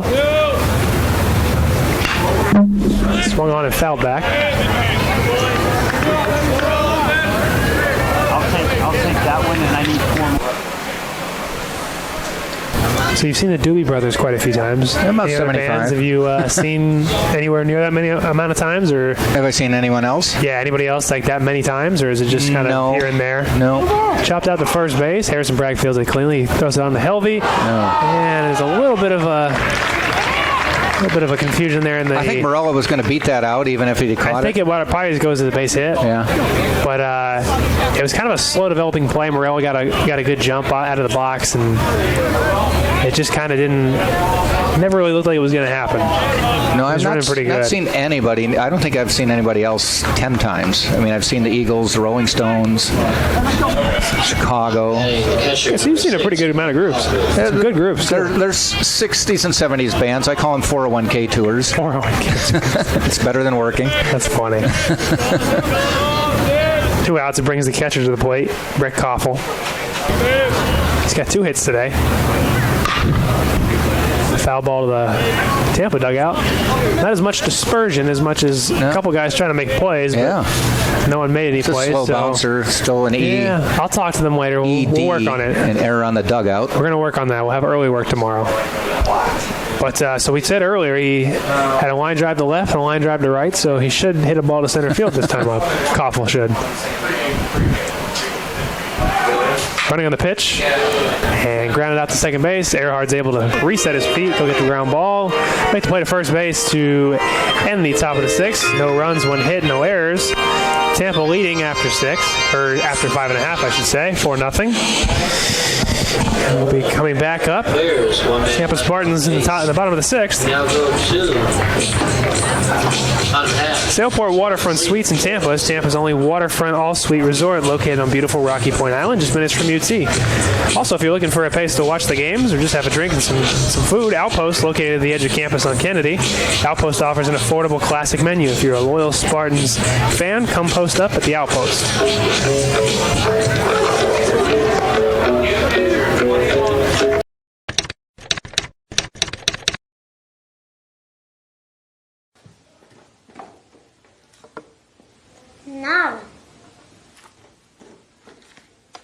No. Empanada. It's Mr. Empanada to you. Now serving up scrumptious empanadas in convenient Tampa Bay locations. Mr. Empanada, delightfully delicious. Coming out of my league, I made back on my waist and put that body on me.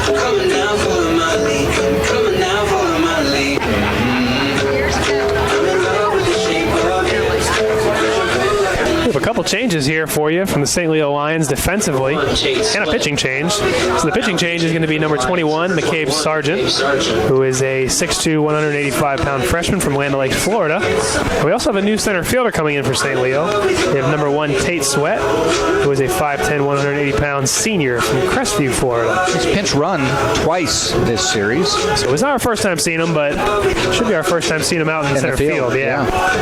And he may get an at-bat before I was going to say, we might get to see him hit. Let me give you the line on McCabe Sargent. ERA of 6.3. 3-0 on the year, though.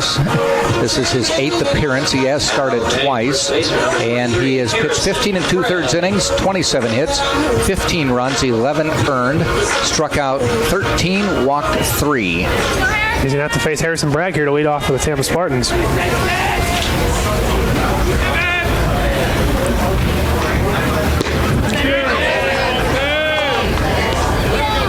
Checked his swing. No, he did not. They said it was a strike. He checked it.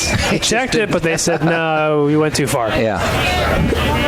As we used to like to say sometimes when they asked did he check his swing? Line drive out to center field. It's going to get down for a single. Harrison Bragg leads off the inning with a single. Hard hit ball up the middle. He's been a really nice addition to this team. Yeah. Both on the field and defensively and offensively. Oh, yeah. I mean, he offers a lot. He's a big, tall target for them over at first base, but he also offers a big bat in the lineup that can hit for power. Passed him in the hallway coming over here today. They were coming from the locker room. I said, go get two. And he's taller. I jumped a high five because he would not move his arm down. But he said, thank you, sir. But yeah, he's a really nice guy, too. Whoa. Attempt for a bunt by Nick DeTringo. I think he still offered at it. I don't know if they're calling it a... Yeah. I think at one point he tried to keep his eye on the ball, literally. But be careful. Yeah, nothing doing there. Yeah, I've been down that road, Nick. It's not fun. Don't try and eat the ball. No attempt this time. He swings on and fouls it off. Brings the count to 1-1 with no outs. Who's the Marlins star now with the Yankees? Giancarlo Stanton got hit against Milwaukee a couple years ago. Yep. Wow. Yep, I've been down that road. It's not fun. She's a little bit outside. That's why batters now wear ear flaps, but that doesn't protect everything. No, not nearly enough. I wore one for the longest time, and then when I got released from the Orioles, they took my helmet back. What? Yeah, I know. And it wasn't mine. They gave it to me in the first place. No parting gifts or anything? No. Parting hugs, that's it. And goodbyes. But I ended up going to play in the Independent Ball League, in the Frontier League, and the team I was playing with, obviously, they didn't know that I had that injury, and they didn't have a helmet for me, so I'm not wearing the helmet flap, and you don't realize how much you feel comfortable with it until you don't have it. Mm-hmm. And then, lefties would throw, behind me, and it would be oh, my God, I wish I had that thing back, that helmet back. So ball 4 to Nick DeTringo. Leads to a walk and brings Harrison Bragg out to second base. Runners on first and second is going to bring Richie Rivera, the center fielder, up to that. With no outs.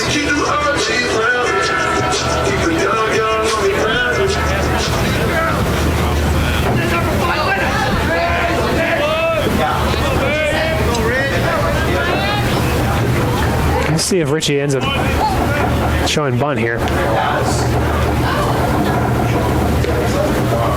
He doesn't. First pitch swinging is a pop fly into shallow right field. Right fielder's coming on. Second baseman gives way. Right fielder has it for out number 1.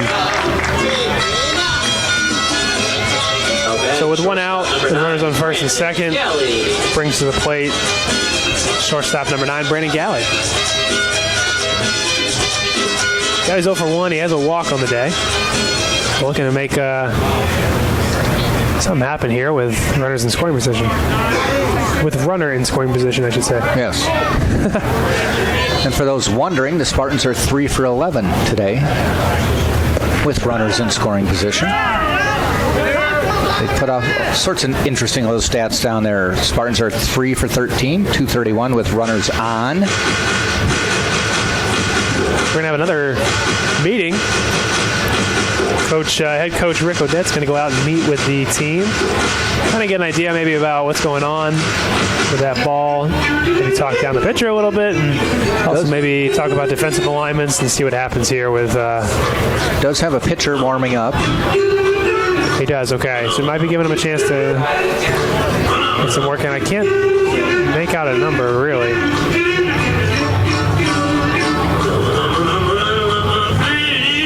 See it as a 20-something. I mean, it looks like it's 28, but I'm not 100% sure on that. Let's see if that matches up. It would, but all these 20 guys are all right-handed pitchers, so it doesn't really help me at all. Numbers 26 through 29 are all right-handed pitchers, so it really, they're all right-handed pitchers of the same height and weight, so it's literally all 6'1", 195-pound, 200-pound guys. I left the binoculars at home. Yeah. Pitch to Galley is fouled back. Although they do have binoculars next door, you could grab those. Normally they tell us who's warming up. I'd be careful though, because there was somebody eye black on them. Pulled a little prank last week. So for those of you who are listening, won't mention names. His initials are Anthony Coronia. Who haven't heard the story yet. Last week I thought it would be really funny, and it was really funny.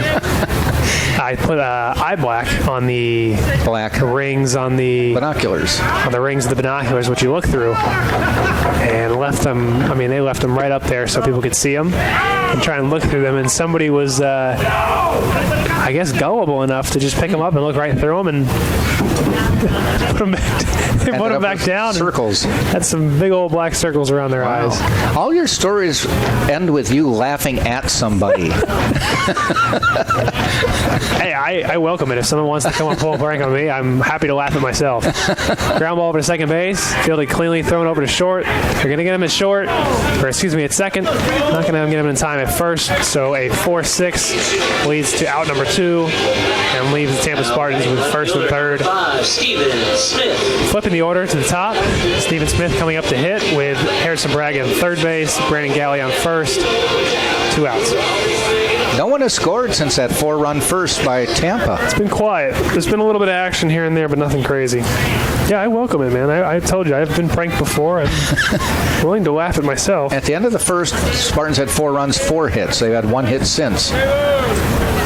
But I think that if someone was to prank me, then the prank war would start. Really? I thought about putting peanut butter in Casey Scoggins' headphones yesterday. High fly ball to left field. Left fielder's under it.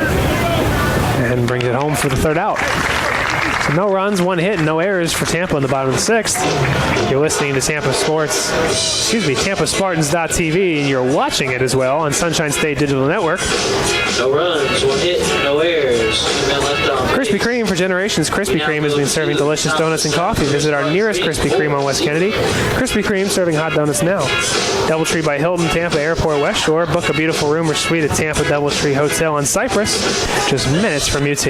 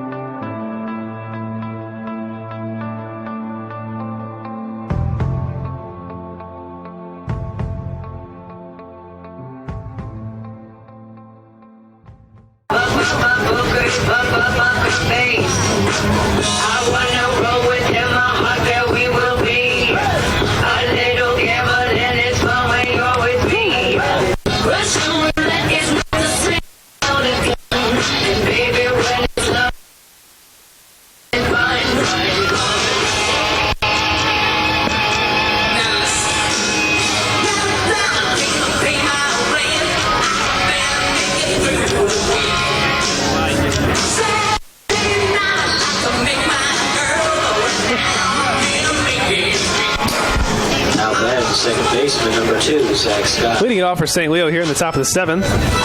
Second baseman Zach Scott.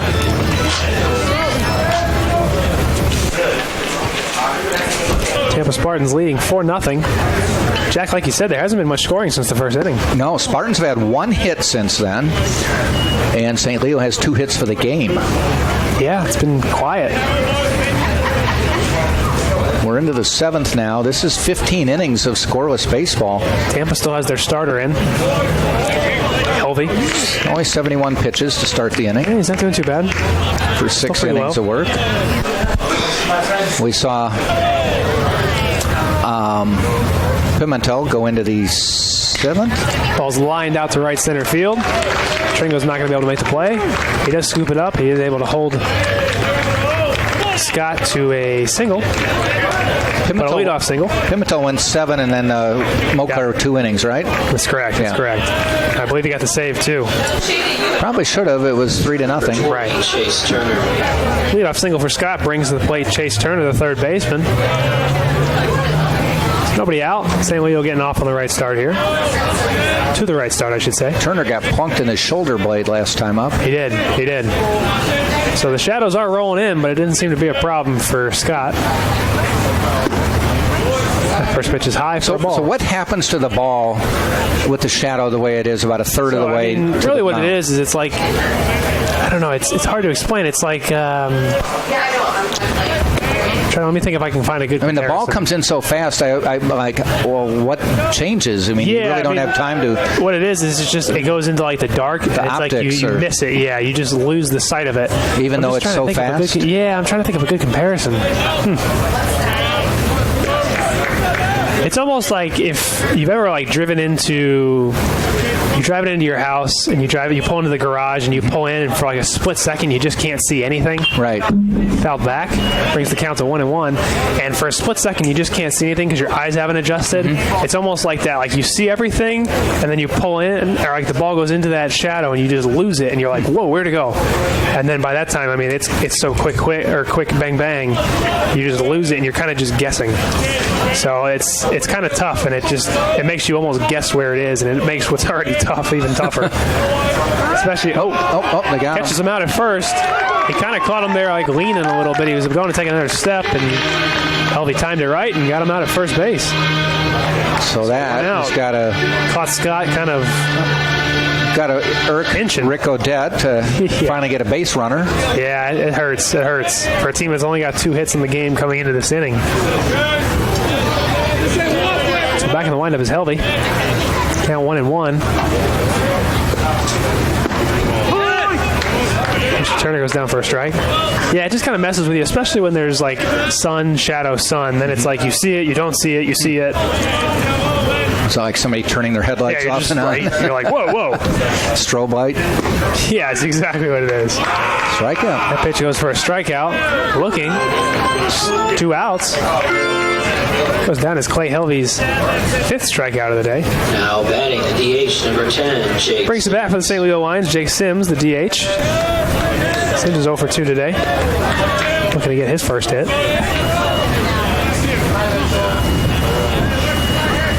Excuse me, that was Helvey's 6th strikeout of the day. First pitch is fouled back. He's been having a pretty good game today, Helvey has. Yes, he has. The pitching performances have been solid.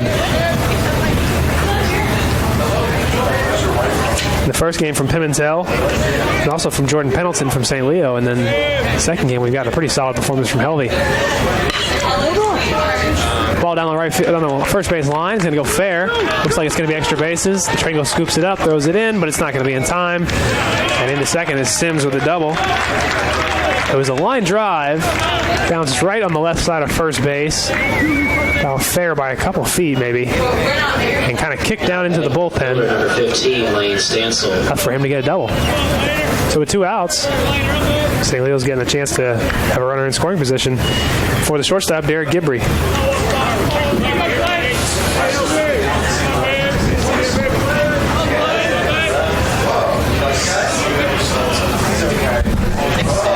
Pitch to Gibbrey. It's a little bit inside. Oh, was it Stansel? Yes. Excuse me. Yep, that's why I'm... that's why you pay for spotters. Exactly. That's why I'm not doing the whole game yet. Well, they had advanced Stansel as the batter before you looked down to see. So Lane Stansel. No, there's no excuse. That was just bad. That was just bad announcement. No, I'm gonna wear it. I'm not gonna. That'll catch me too, because sometimes they advance it while the base runner is still moving. Yeah. And then I look and see, okay, that's must be the guy. I'll get ready for the next guy. I appreciate that. But they've already moved it. So everyone at home, there is an excuse somewhat. But there is no excuse. So Lane Stansel has got the count 1-1. Fouls it back to the right side. It's going to get out of play.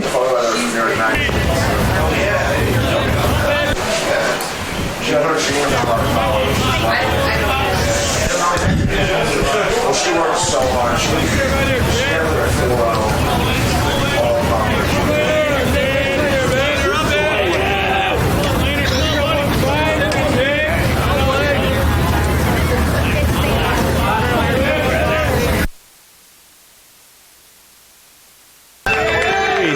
Strike three for Helvey. It's going to end the inning. No runs, 2 hits, no errors. Tampa still leads 4-0 through 6.5. You're listening to TampaSpartans.tv and the Sunshine State Digital Network. A couple of our sponsors here to end it out. Leading 4-0. Doubletree by Hilton Tampa Airport West Shore. Book a beautiful room or suite at Tampa. Doubletree Hotel in Cypress, just minutes from UT. And also Legacy Production Group is Tampa's premier nightlife marketing company, providing weekly parties and special events. Legacy Production Group is not limited to the nightlife. They have also planned charity and corporate events for many organizations. Legacy Production Group is operated by a proud UT alums. Sub above difference is giant.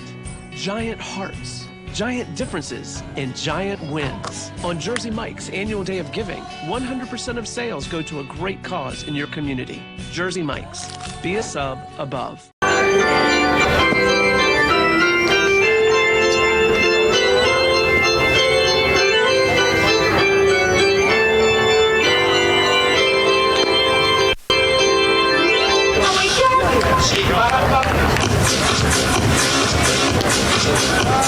Now pitching for the Lions, number 28, Drew Tumbleton.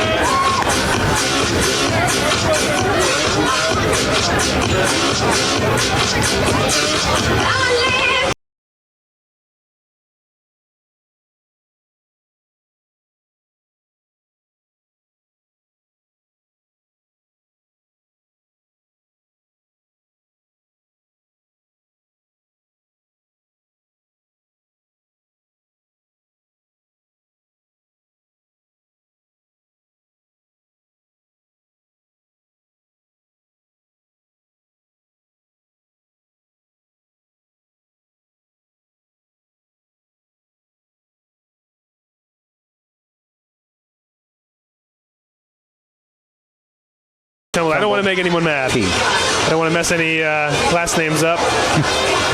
That might be my biggest fear here. Not saying the batting order out of lineup, but simply saying last names incorrectly. So Tembledy, 6'1", 195-pound senior from Medford Lakes, New Jersey, coming here from Rider University. Let me give you the stats on him for the season. This is his 10th appearance of the year, more than anybody else on the staff. He is 3-0 record on the year. 4 saves, 14 2/3 innings, 7 hits, just 1 Earhart run. puts down a bunt. They're letting it go foul. It kind of just rolled off the infield there. Has an ERA of 0. An ERA of 0. Is that good? Yeah, that's pretty good. It means nobody's scoring any runs, so I would imagine, yeah. Answering my own questions. 7 hits, 1 run. It was unearned. He's walked 5, struck out 9. It's pretty good. He's doing pretty good. Considering he's had 9 appearances. Real over the top.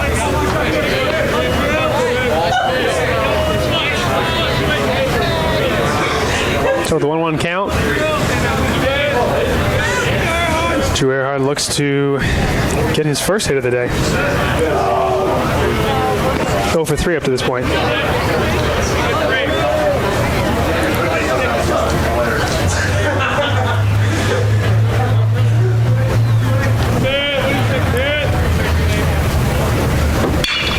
Ball is driven out to left field. Ooh. Left fielder's giving chase. It's up, and it's going to go. It's going to be a home run for Drew Earhart. Not only did he get a hit, he hit a home run. This could be Earhart's, I believe, the second of the year. I think so. Yeah, it's the second of the year. So the second home run for the freshman, Drew Earhart. bring the Tampa Spartans up to 5-0 today, so far on this game. He gets to wear the home run belt. Is that kind of like the Miami Hurricanes? I think it is. I think it's sack similar, belt yeah. or whatever that was? The turnover chain. Turnover chain, yes. Darren Miller up to hit, following that Drew Earhart home run. He skies a ball.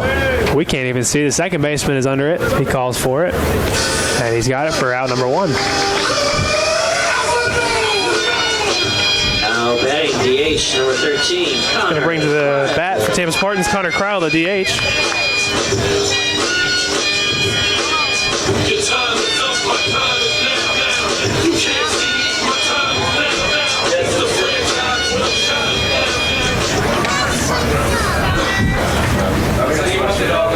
Crowell looking for his first hit of the day.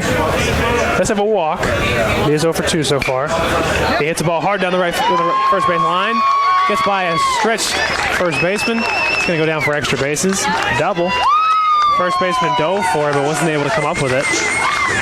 That was just about a replication of the ball that got by Harrison Bragg last inning. It was. Number 44, Danny Servin. Connor looked pretty quick going around those bases. He was able to get into second base pretty quickly.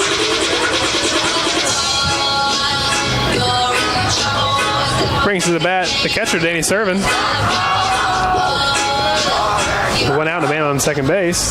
Tampa looking to add a couple more runs here. Servin's got an RBI and a single so far today. By the way, Tumblety has an ERA now. He does, yeah, unfortunately. That ball is lined out to right field. It's going to get down. Right fielder comes up with it, throws it in. Crowell's going to be able to score.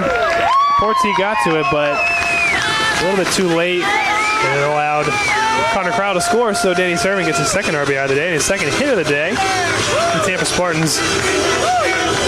By the way, his ERA has gone up. It has gone up again. Yeah, they extend their lead to 6-0. Rick Odette coming out to talk. He just sent somebody down to the bullpen, so he's not ready yet, but he sent Joey Antonopoulos down there, a sophomore from Illinois. That vision's getting good, huh? I know. You might have to have that name in a few innings. Yeah, no, I got it. Okay. That one actually, I feel like I saw him running down there, so that one I feel like I could actually get. Okay. It's just there's certain ones that and they don't even look like they'd be tough last names. I'm just like, I just want to make sure I get it right. So before the games, you have to go find the coach. I know. Goodness. Tell them who you are. I might get nervous. I'm a millennial. I don't like doing interactions with people. I thought you just did a cold call in your class or something like that. I know. We did the role play for a sales class. Yeah. Wasn't that bad, actually. But, it's because I knew the teacher, so it was easier. Now batting first base. Which is funny because I run valet back home occasionally, so I deal with people that I've never spoke to in my life, but we'll see. Maybe I will. The odds are is I'm just going to find our SID Tom Colby and ask him what the last names are. He won't know. I think he'll know. You have to go right to the coach. Yeah, I think he'll know. If you don't do it, Grandma will call. Oh, no. Harrison Bragg up to hit. First pitch is in the dirt for a ball. Or Grandma will get a message to you. She's going to be mad. Yep.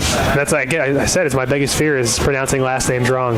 Because I always knew it because my mom would always listen to the games. She would listen or she'd watch if she could, but a lot of times the minor league games they're audio only. They're not broadcast on MILB TV. And I mean, my last name, I guess it can be, tough. To me, it's not. It's just Coronia. Mm-hmm. It's Corona with an Ia at the end. But swing and a miss brings the count to 2-1. But for the life of all these broadcasters and PA announcers, they just couldn't pronounce my last name. My mom she'd be like, I was listening to the broadcast. They messed up your last name again. So I think it's ingrained in my head that some kid's going to be calling his mom. She's going to say, why they messed up your last name again. You owe them the courtesy of checking on their names. Ball's fouled back. Brings the count to 2-2. I have a feeling since it's my first game by myself without you here, I'm going to get the hardest last names. It's going to be like these 6-syllable. You've got 2 weeks to go on Google and check out the Barry Bucks website. They're going to have like kids with like 6-syllable last names with letters that don't even exist in our alphabet. An O with 2 dots over it. It's going to be like the A and the E combined. The German, like. Yeah. I'm going to be like, what is that?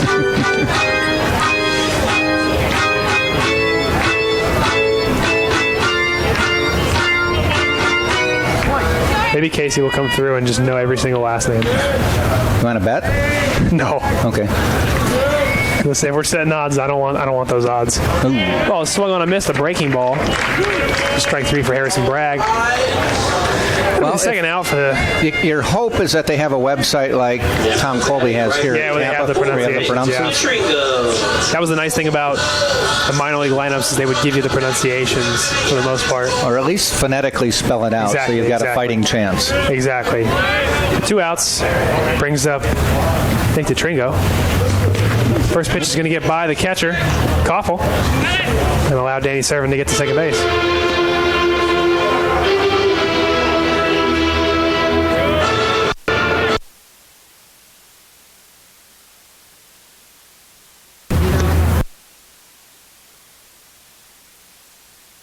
I'm so unprepared.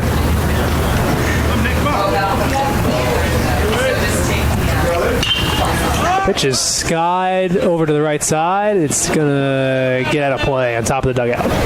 Top of the visiting dugout, I should say. First baseman, pitcher, catcher were all giving chase. Giving it their best. Yeah.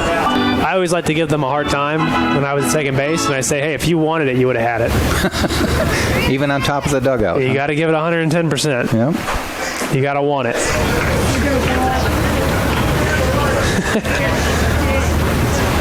Good player would have had it, huh? Well, I would have had it. Yeah. But I wanted you to get the shine.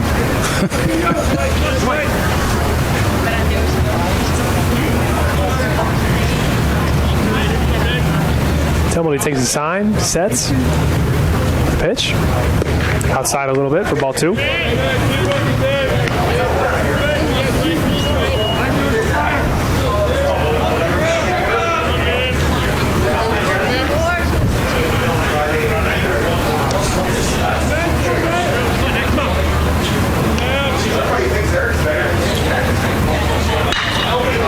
Pitch is sky to the left side. It's going to get out of play. And it's out on the street. And it's a heavily traveled street, so it probably startled somebody. Someone was like, whoa, fly ball. There is about a 90-foot fence that encircles the ballpark, entirely around the ballpark, even in outfield. Well, it's hard to get it out of here, but people seem to find a way. Yeah. There's streets to the left of me. There's dorms to the right of me. 2-2 pitch. Way high and tight. Ball 3. Brings the count full. 2 outs. Runner on second base for Nick DeTringo. Now, if they can see, I think they can see a little bit with the camera where it is, how tall that net is. I've seen Harrison Bragg hit a couple over, like out of the stadium completely during batting practice. Over the fence? Over that big net. Wow. Lined out to second base, is able to be caught on the fly. It was close. He caught it right near the ground, but he did catch it on the air, so it is a line out to second base to end the inning. 2 runs, 3 hits, no errors. Big home run from Drew Earhart. Ends 7 innings of play with Tampa leading 6-0. You're listening to TampaSpartans.tv and the Sunshine State Digital Network. 2 runs, 3 hits, no errors. 1 man left. St. Leo coming to hit in the top of the 8th. To the top of the 8th. The Spartans leading 6-0. Amazing new iPhone 8 is at AT&T, and we know you'll love it. Because we know you want more. More great camera features and more power. And more than just unlimited data, we give you unlimited plans with HBO included for life. Because you deserve more entertainment and more spokespeople. Talking like this, saying the word more. AT&T. It's time for more. Am I too close? I feel like I'm too close. Get the iPhone 8, and with all AT&T Unlimited plans, get HBO for life, only from AT&T. The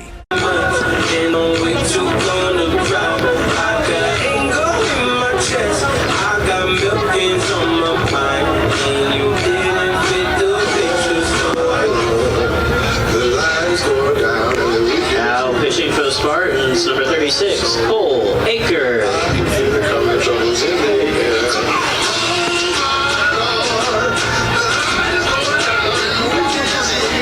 Top of the 8th, Tampa Spartans have a pitching change. Coming into the pitch for the Tampa Spartans is Cole Aker.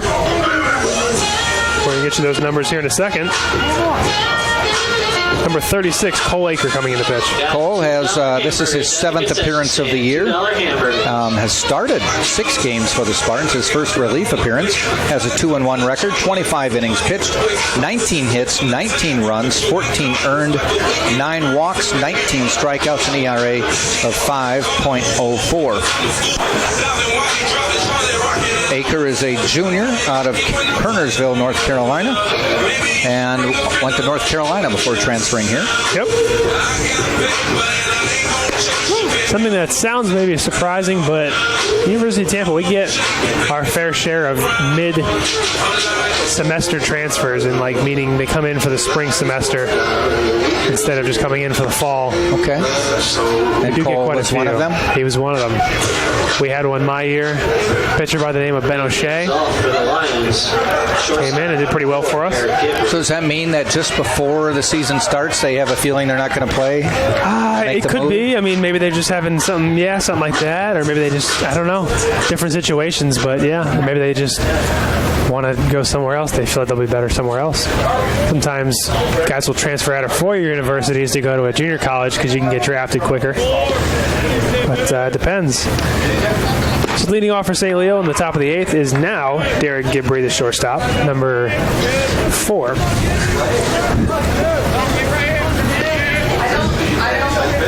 Facing Aker for his first time. Ball is flied out to the right side, but is going to get foul.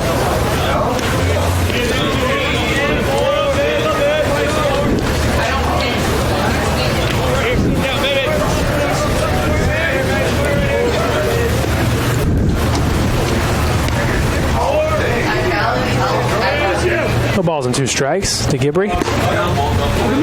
Scratch that 1 ball now. 2 strikes. Ball's a little bit outside. Shadows are getting worse. I think they can see it on the camera. As that sun goes down, we are a little bit just at about time, our start time from yesterday. Yep. These 6 o'clock starts tend to be going to become a little bit more difficult for the hitters. Ball is skied out to center field. Richie Rivera is able to get underneath it and catch it for out number 1. St. Leo brings the top of the order up. Near right, center fielder number 9. He'll step into the box for, excuse me. Not Amir Wright. Tate Sweat. We're going to finally see a bat from him. We've seen him pinch run a couple times, like you said. We've gotten our first bit of action from him in center field. And now Tate Sweat's going to step up to hit. Tell him to take a pitch or 2. I told him, but he decided he wanted to swing at the first one. All right, well, so we got 0-1. He missed it. I've got a chance to find his stats. Comes in with a 182 average on the year. This is his 13th game played. 22 at-bats, just 4 hits at this point. Sweat is a 5'10", 180-pound senior from Crestview, Florida.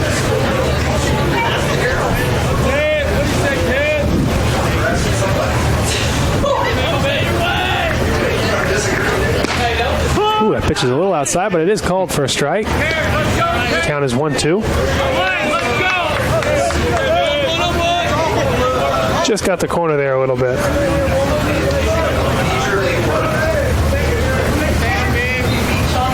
One-two pitch from Aker. Swung on and missed. Strike number 3. St. Leo has 2 outs now on the top of the 8th. Brings to bat Aaron Porty, the right fielder. Now batting the right fielder, number 24, Aaron Porty. So this time of day, you've got the batters fighting off the shadows. You've got the left side of the infield fighting off the setting sun. A lot of people fighting. Question is anybody winning? Yeah. Tell you what, I've heard from the catchers that it's not easy for them either. As much as it's tough for us hitters, at least after a couple pitches, you're done. Well, they're saying the same pitch, so. Yeah.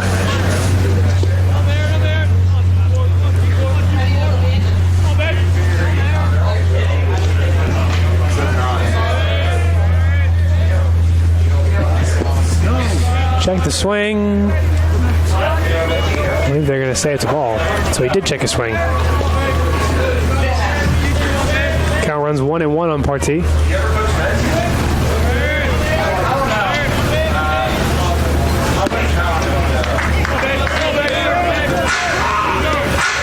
St. Leo does have a pitcher warming up in the bullpen. See if we see him next inning.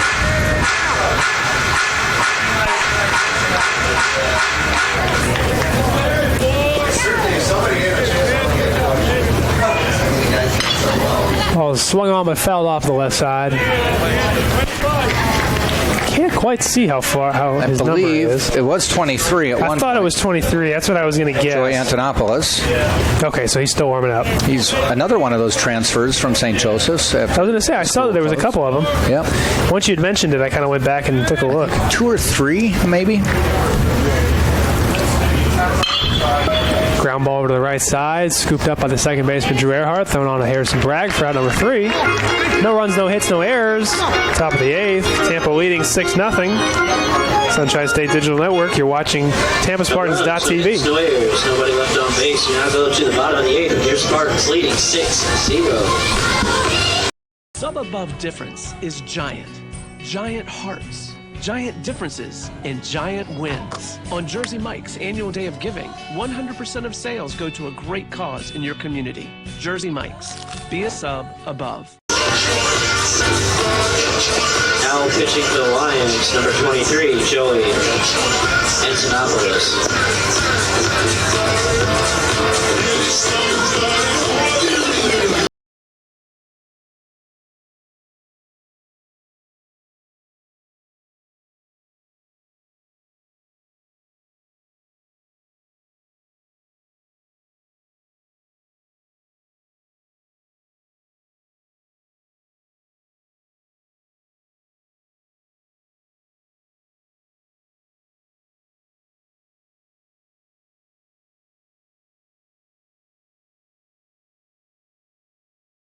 So we are going to get a pitching change here. St. Leo is going to bring in number 23, Joey Antonopoulos.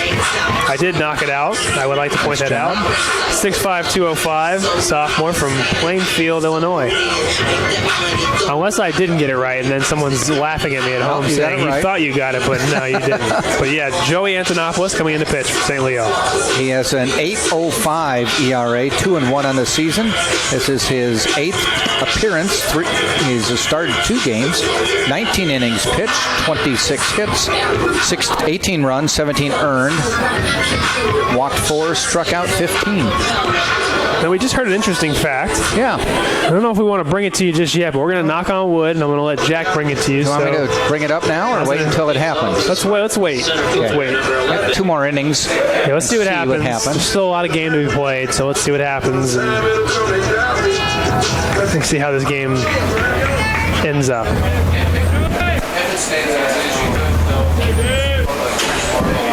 Richie Rivera going to be the first hitter to face Antonopoulos. The first pitch is over for a strike.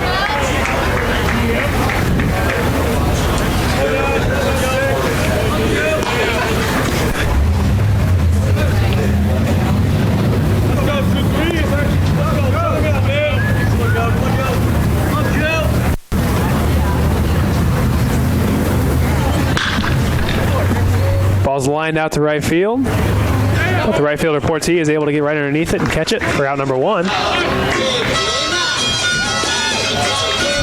Now batting shortstop number 9, Brandon. So with 1 out, it's going to bring the 9-hole hitter up, which is also, ironically, number 9, shortstop Brandon Galley.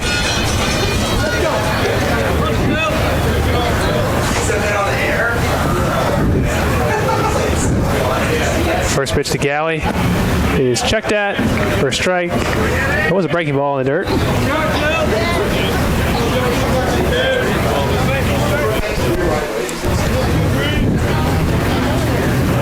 Next pitch is the same pitch, but it is taken for a ball. The shadows are getting a little bit crazier. I know I keep harping on the shadows, but they do make it difficult. So, like I said yesterday, I talked to a couple of guys, and they said that the breaking balls were really hard to pick up with the shadows. So, I would imagine that's a similar thing today. Swung on and missed. Brings the count to 1-2.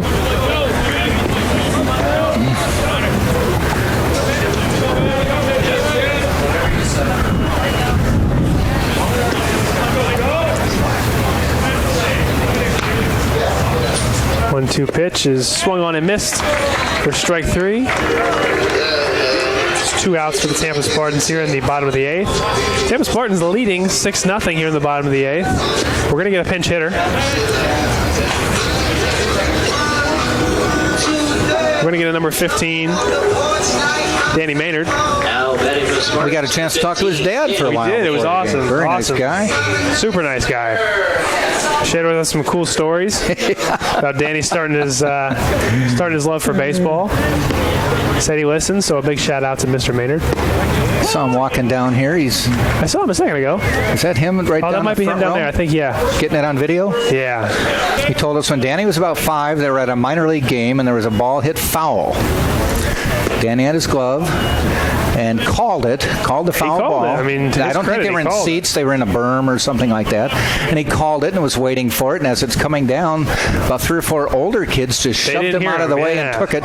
And he was all worried that he'd get up crying or be really upset. And he gets up and he goes, "Dad, I called it." Oh, man. That's a funny story. I told him probably to this day he still calls it and like flinches. It's like that has that feeling of he's going to get hit. Swings that ball, and that's going to bring the count to 2-2 with 2 outs. Danny Maynard, this is his 14th game. A couple guys warming in the Tampa bullpen. Pitch from Antonopoulos is swung on, foul tipped into the catcher's glove for strike 3. Tampa has no runs, no hits, no errors. In the bottom of the 8th, leading 6-0. You're listening to TampaSpartans.tv, Sunshine State Digital Network. We'll be back with the top of the 9th.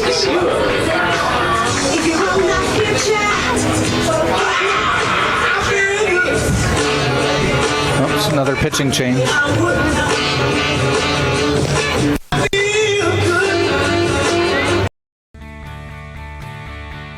This is the University of Tampa.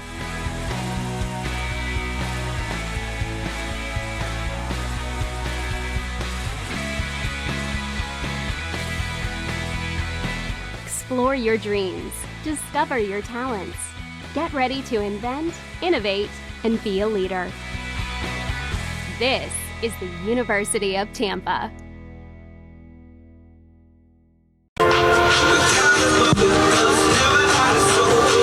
A couple of changes here defensively for the Tampa Spartans. Coming into pitch is number 8, Jordan Leisure, relieving Cole Aker after 1 inning of relief. And coming in to play left field for Danny Maynard, who pinch hit in the bottom of the 8th, is Kyle Cataletta, number 29, I believe. 29.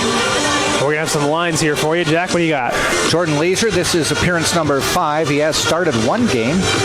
His record right now, 0-1. 8 1/3 innings pitched, 6 hits, 7 runs, 6 earned, 7 walks, 8 strikeouts, an ERA of 6.48.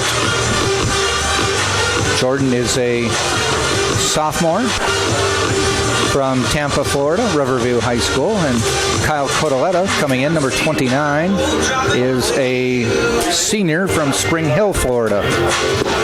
Spring Hill's north of here, right? What's that? Spring Hill is north of here, I believe so. I believe you're correct. Somewhere along the Nature Coast, I've learned. Yeah, I think you'd be right. I think you'd be right.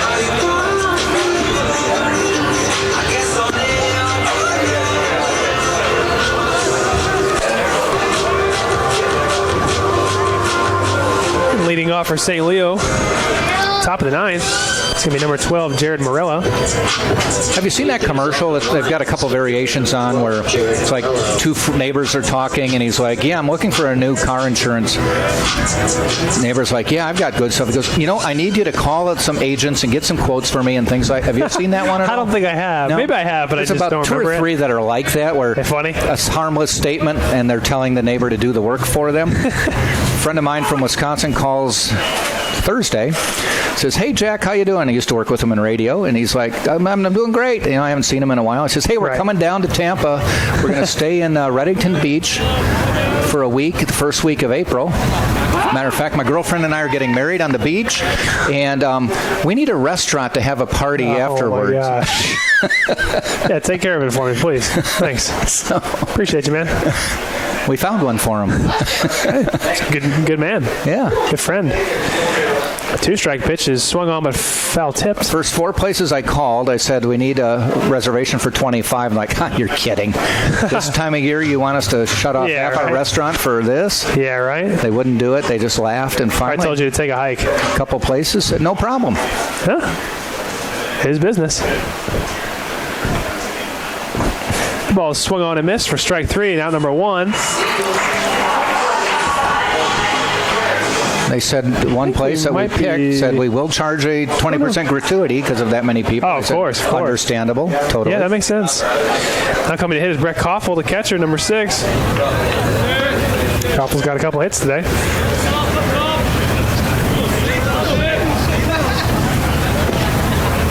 Yeah, I can imagine that'd be a heck of a check.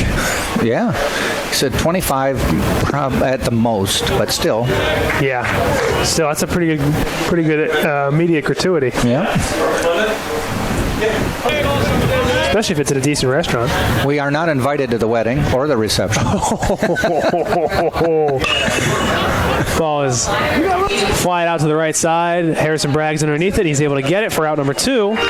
So in foul territory, but not too far into foul territory. But he would like to meet for lunch 2 days later. That is some courage to call you and say, hey, I need you to help me get a restaurant reservation. You're not invited to the wedding, though. Sorry. Zach Scott comes up to hit the second baseman, number 2. I'm going to bring it up now with 2 outs here. Okay. In the 9th. Our fun fact we told you. Chances. It has been since 2005, 13 years ago, since the Spartans have posted. Wait a minute. Fouled out to right. Since the Spartans have posted back-to-back shutouts in conference games. I was about to say, what's his name? Zach Scott almost said, really? You want to say that right now? Yeah. So, I tell you what, it'd be something if he hit a home run right here. He deserves it. Yeah, if he can hit a home run, then he gets all the credit for ruining this stat. He'd probably find out that you said that, and he'd be happy. He'd be like, you know what? Yeah, he'll point at me as he rounds the bases. I'd point at you as he rounded the bases. But no, with 2 outs, count as 1-1. Zach Scott. Ball's a little bit out for two balls. That's an impressive stat. I mean, I think it goes to show how good the conference really is. He's got 4 homers. You better watch out.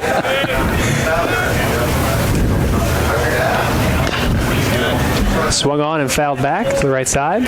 13 years ago against Lynn, Spartans back-to-back conference shutouts. It's tough to do. Yeah. So with 2 outs, top of the 9th, Tampa Spartans leading 6-0. Count is 2-2. Zach Scott looks in. Jordan Leisure pitches. Ball is lined to the right side, but it is foul, so we will do it again. Spartans won the first game 3-0. They're up 6-0 in this one, but I think, all in all, both sides had pretty good pitching performances. Yeah, I think so. I think you'd be correct there. I wouldn't argue on that one. I mean, Haight gave up 4 in the first and really settled down after that. And Pimentel threw a good game in the first, and Helvey threw a good game today. Pitch is, again, fouled off to the right. So we will continue to hype you up on this. You don't score, you don't win. Yeah, it is tough. I mean, that is part of the game. You have to score to win. So they've hit some balls hard. It's not to their it's just kind of to the Tampa pitching credit, really. Yeah. And to be fair, knock on wood again, the Tampa defense has played pretty solid. It has. Pitch is swung on and missed. And Jack can thank his lucky stars. And I get no runs, no hits, no errors. No errors. You get to say. Yeah. And final score of 6-0. 5 hits for St. Leo on 1 error, 5 left on. Tampa had 8 hits, 1 error, 7 left on. Was able to come up with a win. Winning pitcher is going to be Clay Helvey. And the losing pitcher will be number 31, Shane Haight. And let's see, I do not believe that there's going to be a save for anybody. And I don't believe there will be, but they did get some impressive pitching performances and a good weekend for the University of Tampa Spartans, who swept the St. Leo Lions. Spartans are now 19-5, and St. Leo 19-5. Yep, they are, and they do improve to, I believe, 8-1 in conference. Yes, and St. Leo will fall to 6-3 in conference. So for everyone here at TampaSpartans.tv and Sunshine State Digital Network, we do appreciate you for listening. Jack Ike, Anthony Coronia. Jack, have a good trip in Mexico. You. Next game for you? I know. Next game, tune in. Barry Buccaneers. I'll be up here with Casey Scoggins doing our very best. So if you want a good laugh. Friday night at 6. Signing out.